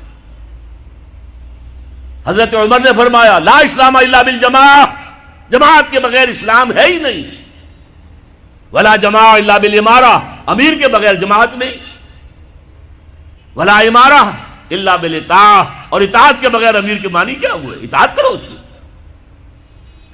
حضور کی ایک اور حدیث حارث اشعری رضی اللہ تعالی عنہ فرماتے ہیں انی آمرکم بخمس، اے مسلمانوں میں تمہیں 5 باتوں کا حکم دے رہا ہوں، اللہ امرنی بہن، اللہ نے مجھے ان کا حکم دیا، میں اپنے پاس سے نہیں کہہ رہا، حالانکہ حضور کو اختیار تھا، خود بھی آپ کہہ سکتے تھے، مستند ہے ان کا فرمایا ہوا، آپ کا فرمایا ہوا مستند ہے، الصادق المصدوق ہیں، سچے ہیں، اور اللہ نے ان کی صداقت کی گواہی دی ہے، لیکن یہاں تاکید کے طور پر فرمایا کہ میں 5 باتوں کا حکم دے رہا ہوں، اور اسے صرف میرا حکم نہ سمجھنا، یہ اللہ کا حکم ہے جو پہنچا رہا ہوں، بالجماعت والسمع والطاعت والہجرت والجہاد فی سبیل اللہ، رواہ الترمذی واحمد بن حنبل رحمہم اللہ، مشکات شریف میں یہ روایت موجود ہے، عن الحارث الاشعری، حارث اشعری رضی اللہ تعالیٰ عنہ سے 5 باتیں، جماعت کی شکل میں رہو، جماعت کے امیر کا حکم مانو، اس کی اطاعت کرو، اور ہجرت کرو اور جہاد کرو۔ آپ پوچھیں گے ہجرت کیسے کریں گے؟ تم نے تو کہہ دیا دنیا میں کوئی ملک ہے ہی نہیں، کون تمہیں گھسنے دے گا؟ ٹھیک ہے، لیکن ہجرت حضور سے پوچھا گیا ای الہجرت افضل یا رسول اللہ، اے اللہ کے رسول یہ فرمائیے کہ سب سے افضل ہجرت کون سی ہے؟ جواب سنیے، ان تہجر کل ما یکرہہ، ہر اس چیز کو چھوڑ دو جو تمہارے رب کو پسند نہیں ہے، یہ ہجرت ہے۔ سود سے ہجرت کیجئے، آج رات فیصلہ کیجئے کہ مکان اگر سودی قرض پر ہے بیچ دوں گا اور کسی چھوٹی کٹیا میں رہ لوں گا، فیصلہ کیجئے، یہ ہجرت ہوگی۔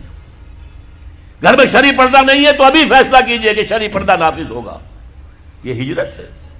اور افضل الہجرہ، ای الہجرت افضل یا رسول اللہ، اے اللہ کے رسول سب سے افضل ہجرت کون سی ہے؟ فرمایا ان تہجر کل ما یکرہہ، ہر اس چیز کو چھوڑ دو جو تمہارے رب کو پسند نہیں ہے۔ اور اس سے اگلی ہجرت آئے گی آخری اونچی، جب اللہ کے دین کو قائم کرنے کا مرحلہ آ جائے، اور جب قوت کے ساتھ مقابلہ ہو، گولیاں چلیں، سینوں کو چھلنی کیا جائے، اس وقت اگر وہاں شامل ہونے کے لیے گھر بار کو چھوڑ کر، بیوی بچوں کو چھوڑ کر وہاں گئے تو یہ ہجرت ہے سب سے اونچی ہجرت۔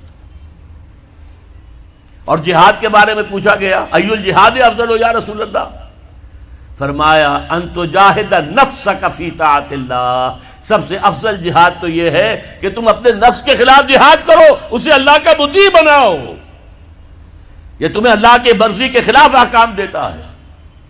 کسی سرکاری ملازم کو رشوت پیش ہو رہی ہے، نفس کہے گا لے لو لے لو لے لو لے لو، فلاں کام رہتا ہے، فلاں کام رہتا ہے، بچے کی فیس دینی ہے، ابھی پیسے نہیں ہے، لے لو لے لو لے لو لے لو. نفس تو یہ کہے گا.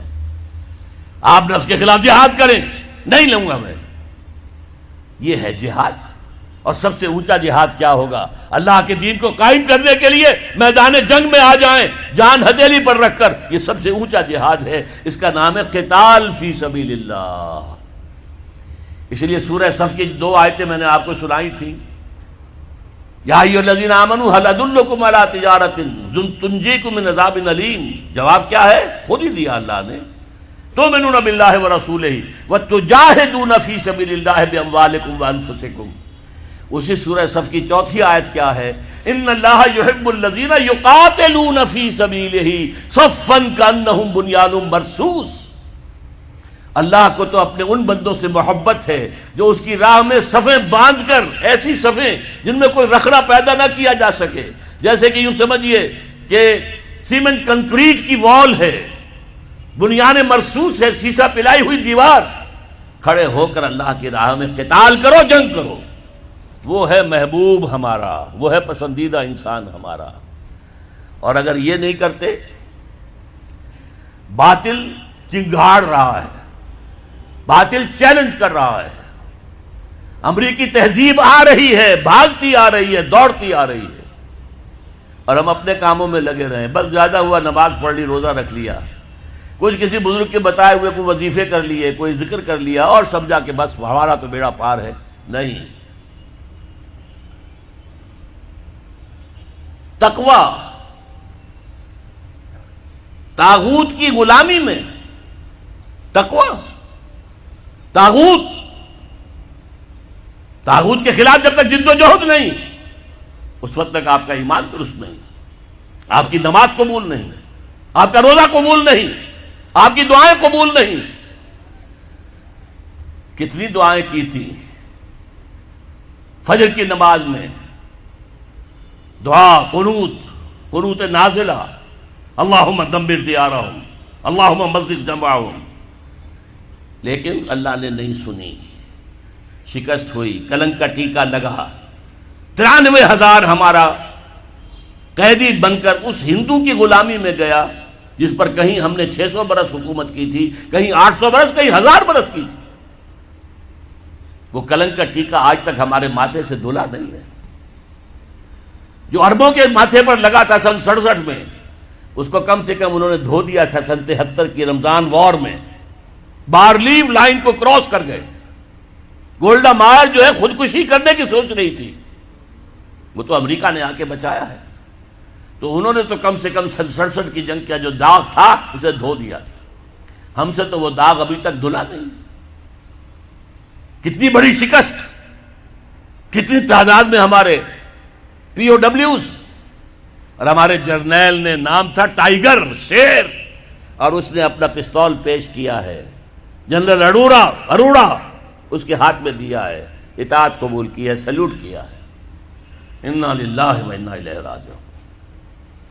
تو جان لیجئے کہ نمبر 1، اگر آپ طاغوت کے تحت زندگی گزار رہے ہیں تو پہلا فرض اس کے خلاف جد و جہد کرنا ہے. اگر نہیں کرتے تو ایمان نہیں تو نجات نہیں. اللہ خیر صلی اللہ. میں تو چند باتیں جانتا ہوں. قلندر جز 2 حفظ لا الہ اور کچھ نہیں رکھتا. فقیہ شہر قارو ہے لغت ہائے حجازی کا. ہم تو لا الہ الا اللہ کا مفہوم یہ سمجھتے ہیں. اللہ خیر صلی اللہ. اور یہ کام بغیر جماعت کے ممکن نہیں. تو جماعت تلاش کیجیے. دیکھیے آپ یہ کہہ کر نہیں چھوٹ سکتے صاحب 10 جماعتیں، 12 جماعتیں، 15 جماعتیں، ہمیں کیا پتا کون سی جماعت ٹھیک ہے.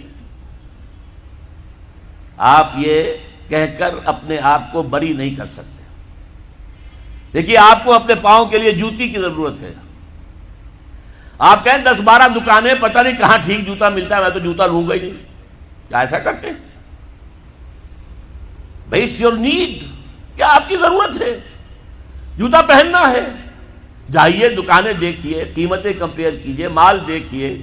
پچھلے زمانے میں تو دھوکہ یہ بھی ہوتا تھا کہ تلوے کے اندر جو ہے وہ گتا ڈالا ہوا ہے.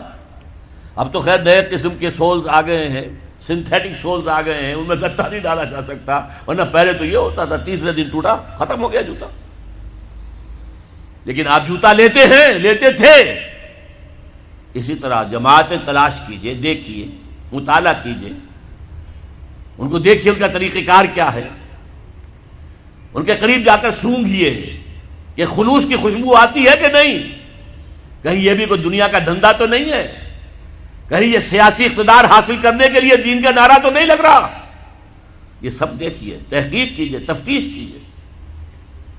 لیکن اگر آپ کو کوئی جماعت مل جائے اور پھر آپ شامل نہ ہوں تو نفی ہو جائے گی ایمان کی، لا اسلام الا بالجماعہ۔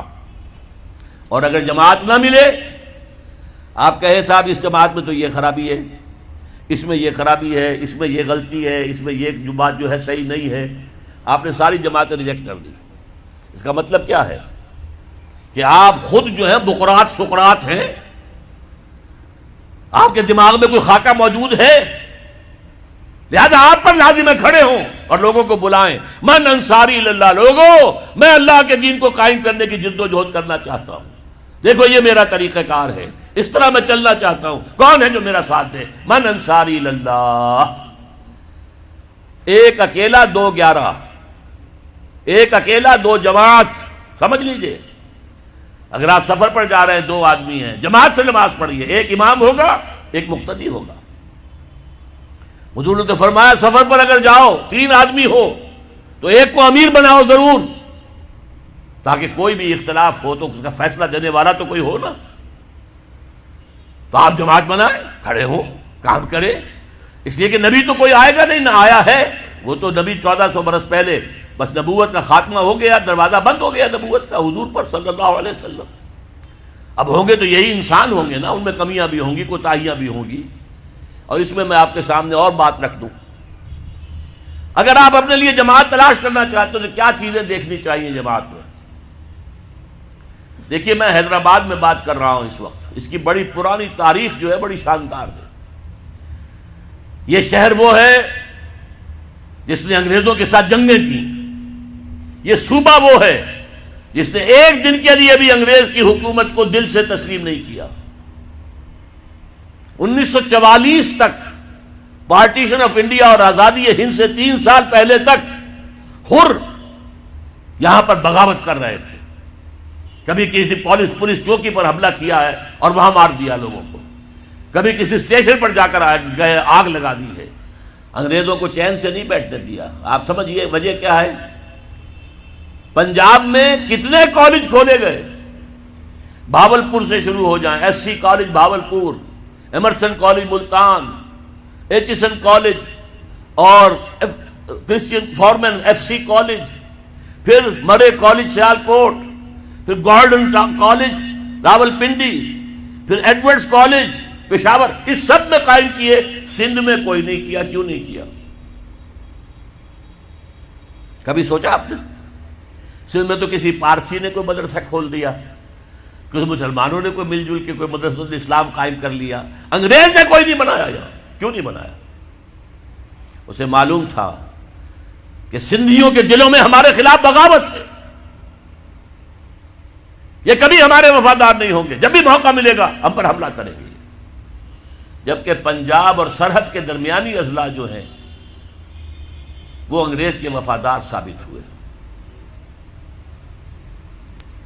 پنجاب کی فوج تھی جس نے کہ 1857 میں دلی جو انگریز کے ہاتھ سے نکل گیا تھا دوبارہ لے کر دی ہے، پتہ کر کے دی۔ پنجابی تھے، وہ مسلمان تھے، سکھ بھی تھے، مسلمان بھی تھے۔ اس کی خاص وجہ تھی، مجھے یاد ہے میاں طفیل صاحب ابھی زندہ ہے، انہوں نے ایک دفعہ بیان دے دیا تھا بہت سخت کہ سندھی تو فوجی ہے نہیں، فوج میں آتے نہیں ہیں، سندھی تو نان مارشل ریس ہے۔ یہ جو انگریز کا پروپیگنڈا تھا وہ ان کی زبان سے نکلا۔ اس کا جواب دیا تھا پھر جی ایم شاہ، غلام مصطفیٰ شاہ، جو سیکرٹری ایجوکیشن بھی تھے، لاہور میں کالج کے اندر پرنسپل بھی رہے، انہوں نے جواب دیا تھا یس وی ور نیور مرسنریز، ہاں ہم کبھی کرائے کے ٹٹو اور کرائے کے فوجی نہیں تھے جیسے تم تھے پنجابیوں، تم نے تو جا کر کعبے پہ گولیاں چلائی ہیں انگریزوں کی سپاہی بن کر، تم نے تو جا کر یروشلم کا قبضہ لے کر دیا جنرل ایلنبی کو، انگریز کو. تو یہ سندھ ہے جس میں میں بات کر رہا ہوں.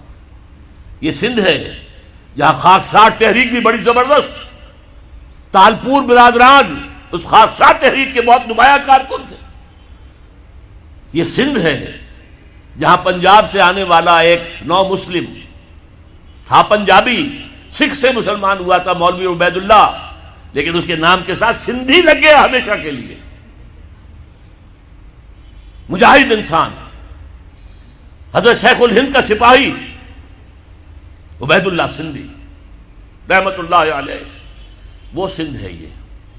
اور میں آپ کو اور بات یاد دلا دوں، سندھ واحد صوبہ ہے اس پاکستان کا جس میں کہ پارٹیشن سے پہلے بھی مسلم لیگ کی حکومت تھی،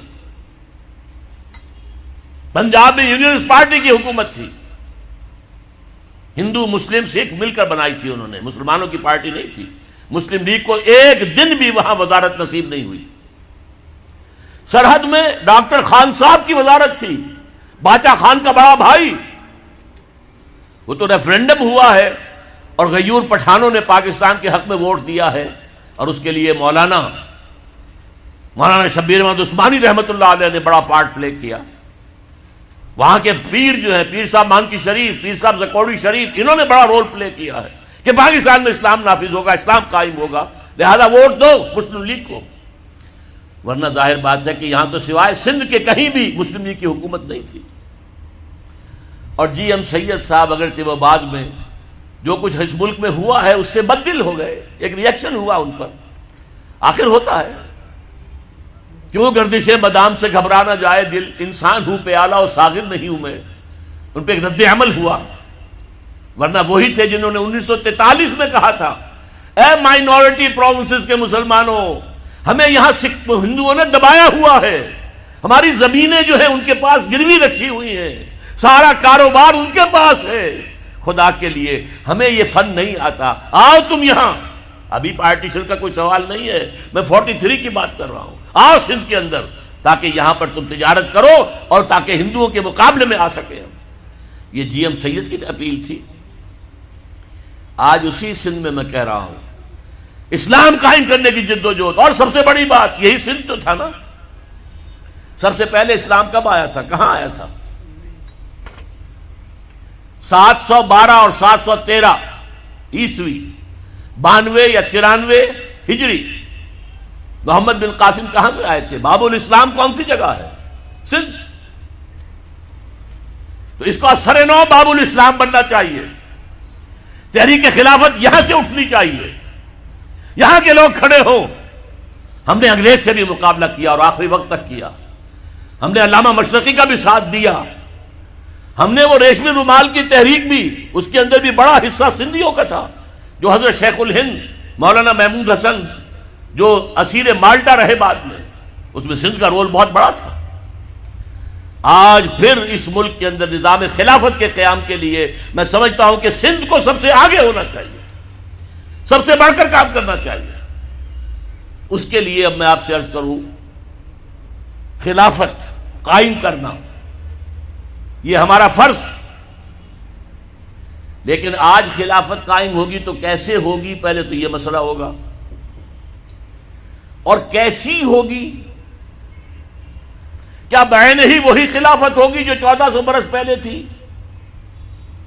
جبکہ 1400 سالوں میں بہت سا پانی وقت کے دریا کے پل کے نیچے سے گزر چکا ہے، حالات بہت بدل گئے ہیں، زمانے نے بہت ترقی کر لی ہے.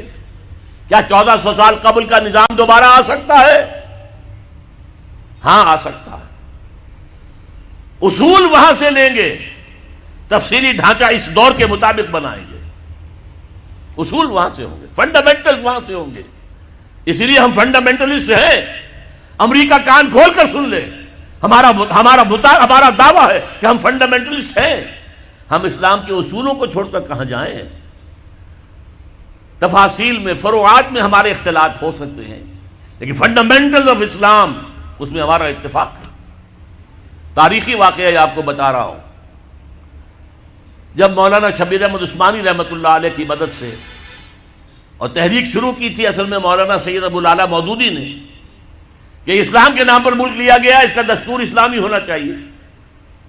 مطالبہ نظام اسلامی 1948 میں اپریل میں اس وقت گورنمنٹ کالج لاہور کا سیکنڈ ایئر کا طالب علم تھا، میں نے وہ تقریر خود ان کی زبان سے سنی ہے۔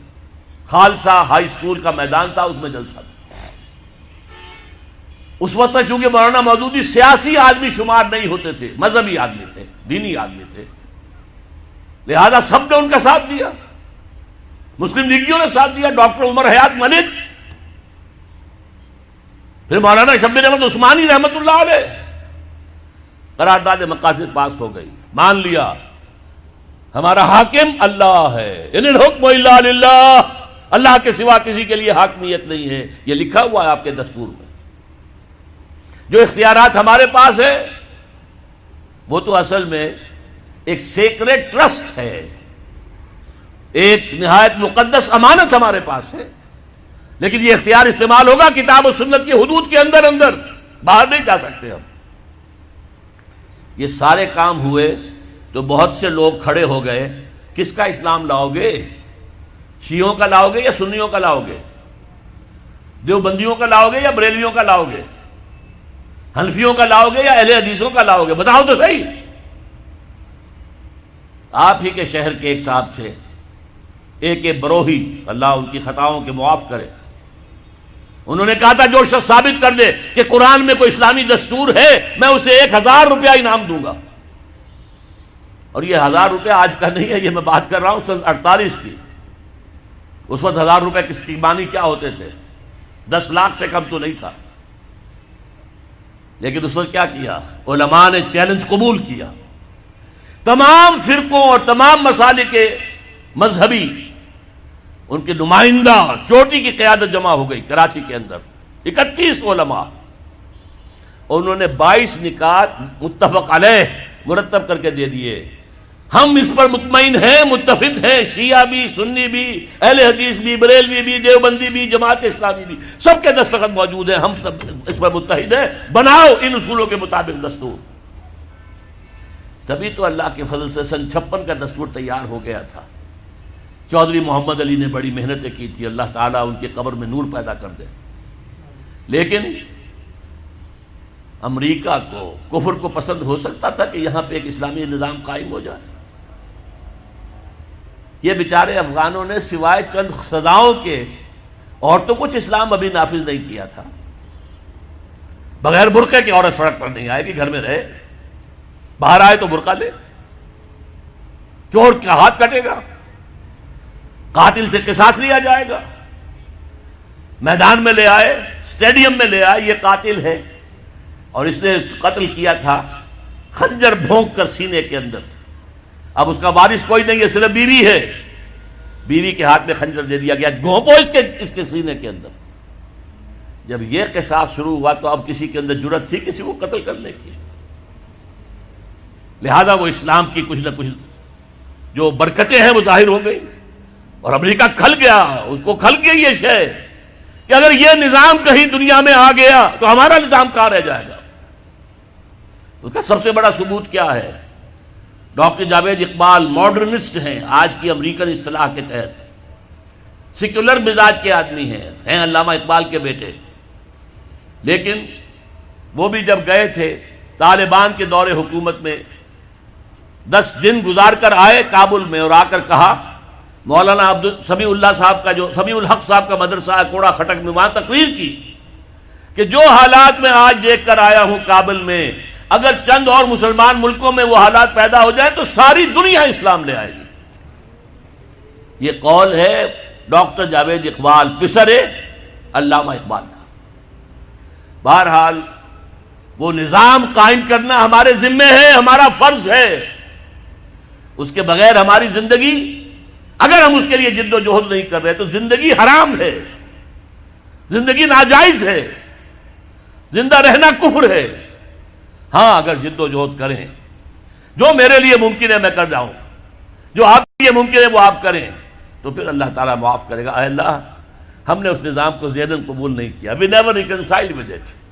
اے اللہ، ہم نے تن من دھن لگایا تھا، اے اللہ میں نے جائیداد نہیں بنائی، اے اللہ میں نے کچھ اپنی اولاد کے لیے نہیں چھوڑا، کوئی ترکہ نہیں چھوڑا، کچھ نہیں، اے اللہ میں نے اپنا وقت لگایا ہے، میں آپ سے کہہ سکتا ہوں یہ کوئی فخر کی بات نہیں ہے، 40 برس کی عمر کے بعد حضور نے کوئی کاروبار دنیاوی نہیں کیا، یہ معلوم ہے آپ کو؟ بہت بڑے تاجر تھے، ایکسپورٹ امپورٹ کا بزنس، شام قافلہ لے کر جا رہے ہیں، وہاں سے قافلہ لے کر آ رہے ہیں، یمن قافلہ لے کر جا رہے ہیں، یمن سے واپس آ رہے ہیں، الخبر کے علاقے کے اندر لگتا تھا بہت بڑا تجارتی میلہ، وہاں جا رہے ہیں، واپس آ رہے ہیں۔ لیکن جب حکم آ گیا یا ایھا المدثر قم فانذر وربک فکبر، اے لحاف میں لپٹ کر لیٹنے والے صلی اللہ علیہ وسلم، اب کھڑے ہو جاؤ، کمر کس لو، لوگوں کو خبردار کرو کہ مرنے کے بعد دوبارہ تمہیں زندہ کیا جائے گا، پھر تم سے حساب لیا جائے گا۔ فیما کنتم، کن حالات میں زندگی گزار رہے تھے جناب آپ؟ کیا اسلام کا غلبہ تھا؟ نہیں ہے اللہ، اسلام غالب تو نہیں، تم کوشش کر رہے تھے غالب کرنے کی، سوائے شرمندگی کے اور کیا ہاتھ آئے گا؟ اللہ تعالیٰ کی حجت تو قائم ہو جائے گی۔ میرے نبی کی ہڈیاں ٹوٹیں، میرے نبی کے دانت شہید ہوئے، میرے نبی کا جسم لہو لہان ہوا، میرے نبی کے چہرے کے اوپر تلوار کا وار پڑا جس سے 2 دندان آپ کے شہید ہوئے، اور خود جو پہنا ہوا تھا اس کی 2 کڑیاں گھس گئی رخسار مبارک کی اس ہڈی کے اندر۔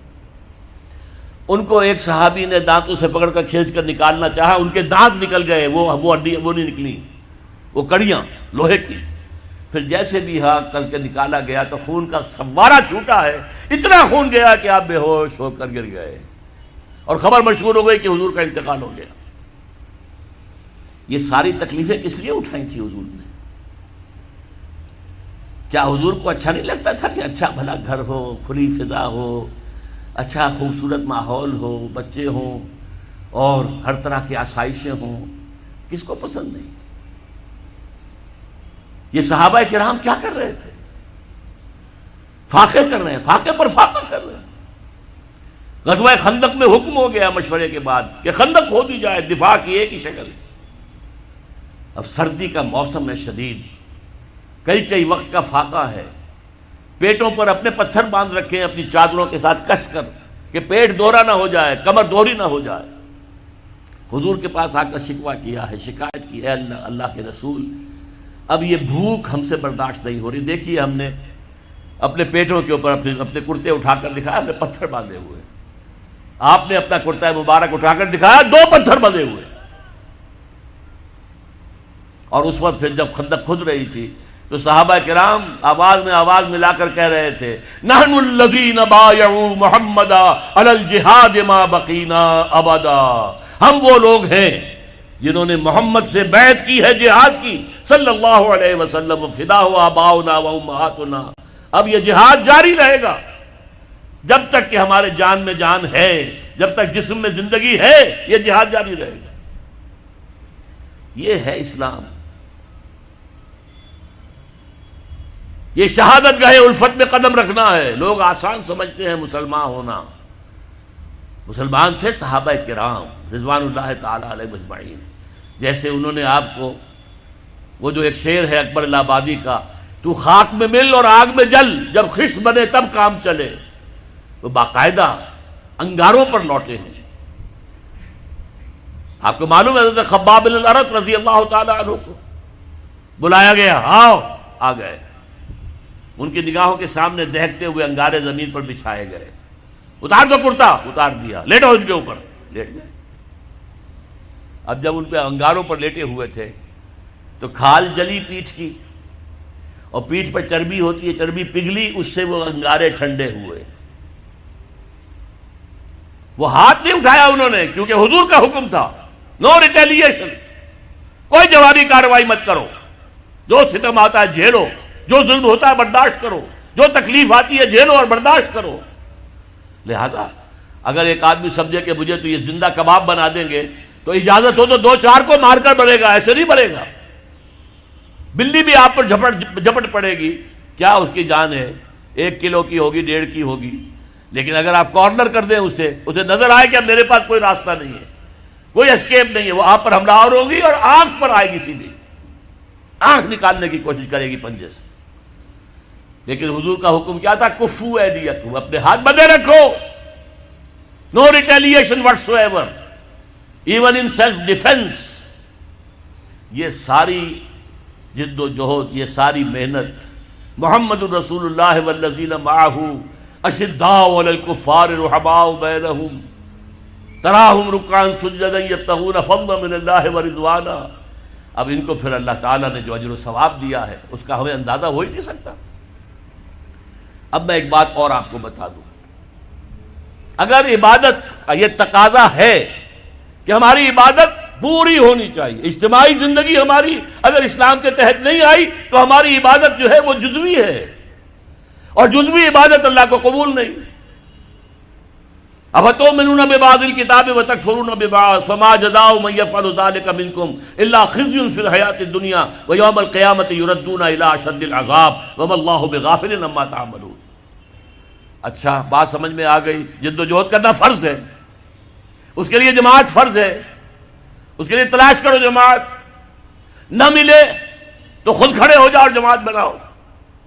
لیکن اس میں ایک درمیان میں ہنٹ دے دوں، جماعت کی اگر تلاش کرنی ہے، نئی جماعت بنانا آسان کام نہیں ہے.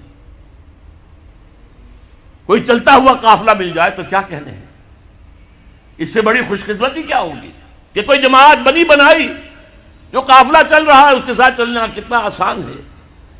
یکا و تنہا کسی صحرا میں سفر کرنا جو ہے کتنے خطرات ہیں. قافلہ ہے، قافلے کے ساتھ جڑ جاؤ.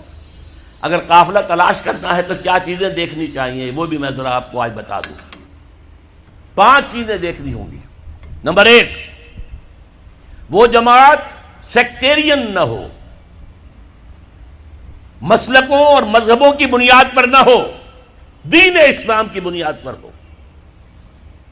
یہ نہیں کہ یہ دیوبندیوں کی جماعت ہے، یہ بریلویوں کی جماعتیں ہیں. اب تو ایک تو ہے ہی نہیں، دیوبندیوں کی بھی بہت ہیں اور بریلویوں کی بہت ہیں. یہ شیعوں کی ہیں، یہ اہل حدیثوں کی ہیں، یہ سیکٹیرین ہے. سیکٹیرین جماعت اپنے سیکٹ کی دعوت دے گی. ہمارا سیکٹ، ہمارا موقف، ہمارا مسلک، ہمارا مذہب سب سے اعلیٰ ہے. اہل حدیث کہے گا تم رفع دین نہیں کرتے، تمہاری نماز ہی نہیں ہوئی. تم نے آمین بالجہر زور سے کہہ دیا، تمہاری نماز ہی نہیں ہوئی. نہیں، جو جماعت جس کا ذکر میں کر رہا ہوں وہ اس سے بالا ہونی چاہیے. بھائی تم حنفی ہو، حنفی طریقے پر نماز پڑھو. اہل حدیث ہو، اہل حدیث طریقے پر نماز پڑھو. کیا فرق ہے؟ کچھ نہیں. شیعہ ہو، شیعہ کے طریقے پر نماز پڑھو. دین پر متحد ہو جاؤ. دین ایک ہے، اسلام ایک ہے. تو پہلا فرق جو چیز ہے کہ وہ نان سیکٹیرین جماعت ہونی چاہیے. نمبر 2، اس کا ڈکلیئرڈ گول ہونا چاہیے کہ ہمارا کام ہے نظام بدلنا. ورنہ نیکی کے کام تو اور بھی بہت سے ہیں. آپ کوئی مدرسہ کھول دیں، ناظرہ قرآن پڑھانے کا، یہ بھی نیکی کا کام ہے. آپ کہیں دعوت و تبلیغ شروع کر دیں، کوئی ٹریننگ حاصل کیجئے، عیسائیوں میں تبلیغ کیجئے، ہندوؤں میں تبلیغ کیجئے. آپ کے صوبے میں تو ہندو موجود ہیں، جہاں میں رہتا ہوں پنجاب میں، وہاں تو ہندو نہیں ہے. کیا ان کا ہم پر حق نہیں ہے کہ ہم تبلیغ کریں انہیں؟ لیکن یہ بھی ایک کام ہے. لیکن جو جماعت میں کہہ رہا ہوں وہ جماعت ہونی چاہیے دین کو قائم کرنے کے لیے جماعت، نظام کو بدلنے والی جماعت، انقلابی جماعت.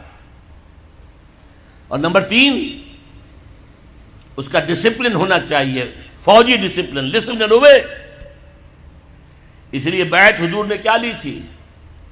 حضرت عبادہ ابن ثابت فرماتے ہیں رضی اللہ تعالی عنہ، بایعنا رسول اللہ صلی اللہ علیہ وسلم علی السمع والطاعۃ فی العسر والیسر والمنشط والمکرہ وعلی اثرۃ علینا وعلی لا ننازل امر اہلہ وعلی نقول بالحق اینما کنا لا نخاف فی اللہ لومۃ لائم.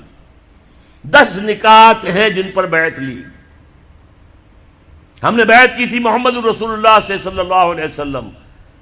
آپ کا ہر حکم سنیں گے اور اطاعت کریں گے، چاہے مشکل ہو چاہے آسانی ہو، چاہے طبیعتیں آمادہ ہوں چاہے اپنی طبیعتوں پر جبر کرنا پڑے، چاہے آپ دوسروں کو ہم پر ترجیح دے دیں. ہم یہ نہیں کہیں گے ہم آپ کے پرانے خادم، آپ نے ایک نیو کمر کو ہمارے اوپر امیر کیسے بنا دیا. نہیں، it will be your prerogative. آپ کا اختیار ہوگا جسے بنائیں، اور جنہیں آپ امیر بنائیں گے ان سے بھی ہم جھگڑیں گے نہیں، ان کی بھی اطاعت کریں گے. البتہ ہم حق بات کہیں گے جہاں بھی ہوں گے، جو ہماری رائے ہوگی وہ پیش کر دیں گے، اور کسی کی ملامت کے خوف سے کہ کیا کہیں گے، یہ کیا احمقانہ بات کہہ دی انہوں نے، اگر کوئی کہہ بھی دے میری بات کو احمقانہ، تبھی میں نے اپنی بات کہنی ہے۔ ان باتوں کی بیعت لی تھی محمد الرسول اللہ صلی اللہ علیہ وسلم۔ یہ ڈسپلن چاہیے بیعت کی بنیاد پر۔ باقی یہ جماعتیں جو بنتی ہیں، یہ ممبرشپ ہے، اور یہ انتخاب 2 سال کے بعد ہوگا، 4 سال کے بعد ہوگا، ووٹوں سے امیر بنے گا، امیر کی پھر شورا ہوگی، شورا کو حق حاصل ہوگا کہ نہیں کہ اس کی بات مانی جائے اور امیر جو ہے پابند ہو جائے شورا کا، یا امیر جو ہے اس کو ویٹو کا حق حاصل ہوگا۔ یہ ساری چیزیں کہاں تھیں؟ نہ دور نبوی میں، نہ دور صحابہ میں، نہ 1400 برس کی تاریخ میں۔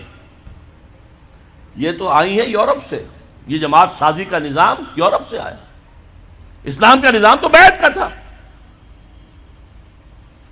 تو پہلی بات میں نے کیا کہا، وہ جو فرقے ہیں، فرقے واریت سے بلندتر۔ نمبر 2، اس کا ڈکلیئرڈ گول یہ ہو کہ ہمیں نظام بدلنا ہے۔ نمبر 3، ان کا ڈسپلن ہو فوج والا، there is not to reason why, there is but to do and die۔ Number 4، ان سے پوچھا جائے آپ یہاں خلافت کا نظام کیسے قائم کریں گے، طریقہ کار کیا ہے؟ وعظ و نصیحت سے کریں گے تو ہو جائے گا کام یا نہیں؟ یا الیکشن میں حصہ لے کے کریں گے تو کوئی امکان ہے کامیابی کا؟ اور جو طریقہ ہے جو محمد نے اختیار کیا صلی اللہ علیہ وسلم، وہ بتاؤ ہمیں، اور تم بتاؤ کہ تمہارا طریقہ کار کیسے سیرت کے ساتھ مطابقت رکھتا ہے۔ یہ چوتھی ڈیمانڈ ہونی چاہیے۔ اور 5ویں نمبر پر جو میں نے پہلے کہا کہ جو قیادت ہے اس کے قریب جا کر سونگ ہو۔ پیچھے چلنے والوں کی بات میں نہیں کر رہا، پیچھے چلنے والے ہر طرح کے آدمی ہو سکتے ہیں، یہاں تک کہ حضور کے پیچھے چلنے والوں میں منافقین بھی موجود تھے۔ ہاں، ہر جماعت کی ایک قیادت ہوتی ہے، قیادت کے قریب جاؤ اور سونگھو کہ خلوص کی خوشبو آتی ہے یا نہیں آتی۔ یہ 5 باتیں تلاش کرو، اگر جماعت مل جائے ان 5 باتوں کے اوپر پوری اترنے والی، اس میں شامل ہونا فرض ہے، فرض ہے، فرض ہے۔ یہ ہے وہ دعوت جو میں آج آپ کے سامنے لے کر آیا، اور مجھے امید ہے یہاں 2 ہی طرح کے لوگ ہیں، یہ ہندوستان سے لوگ آئے، انہوں نے کس لیے ووٹ دیے تھے مسلم لیگ کو؟ پاگل تھے؟ یو پی کا آدمی یہاں آیا، یا یو پی کے آدمی نے 1940 میں ووٹ دیا مسلم لیگ کو، کیا یو پی پاکستان میں آ سکتا تھا؟ تو پاگل تھے کہ نہیں؟ پاگل ہو گئے تھے، لیکن ہوئے کس بات پر تھے کہ کہا جا رہا ہے اسلام کے لیے پاکستان بنانا۔ اچھا، ہم پر جو بیتے گی بیت جائے گی، جیل لیں گے، جاؤ بناؤ پاکستان میں، لاؤ قائم کرو اسلام وہاں پر۔ اسی لیے آئے تھے نا، گھر بار چھوڑ کر آئے، اپنے باپ دادا کے مکان، باپ دادا کے جو شہر ہیں جہاں باپ دادا دفن ہیں، کس کو محبت نہیں ہوتی؟ اور یہاں کے لوگوں نے جس طرح اوپن آرمز کے ساتھ، کھلے بازوؤں کے ساتھ انہیں خوش آمدید کہا، سینے سے لگایا۔ بعد میں نہ معلوم کس کس کی سازشیں ہیں، کیسے کیسے کام ہوئے ہیں، کون کون سی ایجنسیز بیچ میں پڑی ہیں، کہ بعد میں نفرت بھی پیدا ہوئی، لڑائیاں بھی ہوئی، دنگا فساد بھی ہوا، قتل و خون بھی ہوا۔ لیکن جب پاکستان بنا تھا اس وقت کی فضا یاد کیجئے۔ تو میں آج یہ امید لے کر آیا ہوں کہ تحریک خلافت کا بھی ایک بڑا مرکز جو ہے وہ حیدرآباد سندھ بنے۔ میں 3 کتابوں کے سیٹ بنا کر لایا ہوں۔ خطبات خلافت، خلافت کی اصل حقیقت کیا ہے، ایسنس کیا ہے خلافت کا، جب تک نبوت جاری تھی خلافت کی کس طرح کی تھی، نبوت ختم ہو گئی تو خلافت میں کیا تبدیلی آئی، خلافت راشدہ کیا ایگزیکٹلی وہی نقشہ دنیا میں دوبارہ آ سکتا ہے؟ اگر کوئی نقشہ اب بنے گا تو کیسا بنے گا؟ سیاسی نظام کیا ہوگا، معاشی نظام کیا ہوگا، سماجی نظام کیا ہوگا، اور سب سے بڑھ کر یہ کیسے قائم ہوگا؟ یہ میرے خطبات خلافت نامی کتاب کے اندر موجود ہے، اس کا مطالعہ کیجیے۔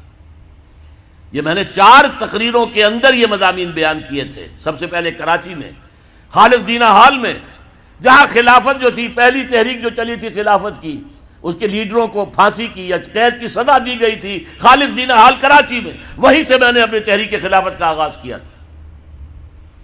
وہ کتاب موجود ہے، ٹیپ سے اتار کر مرتب کر کے اور اسے شائع کیا گیا۔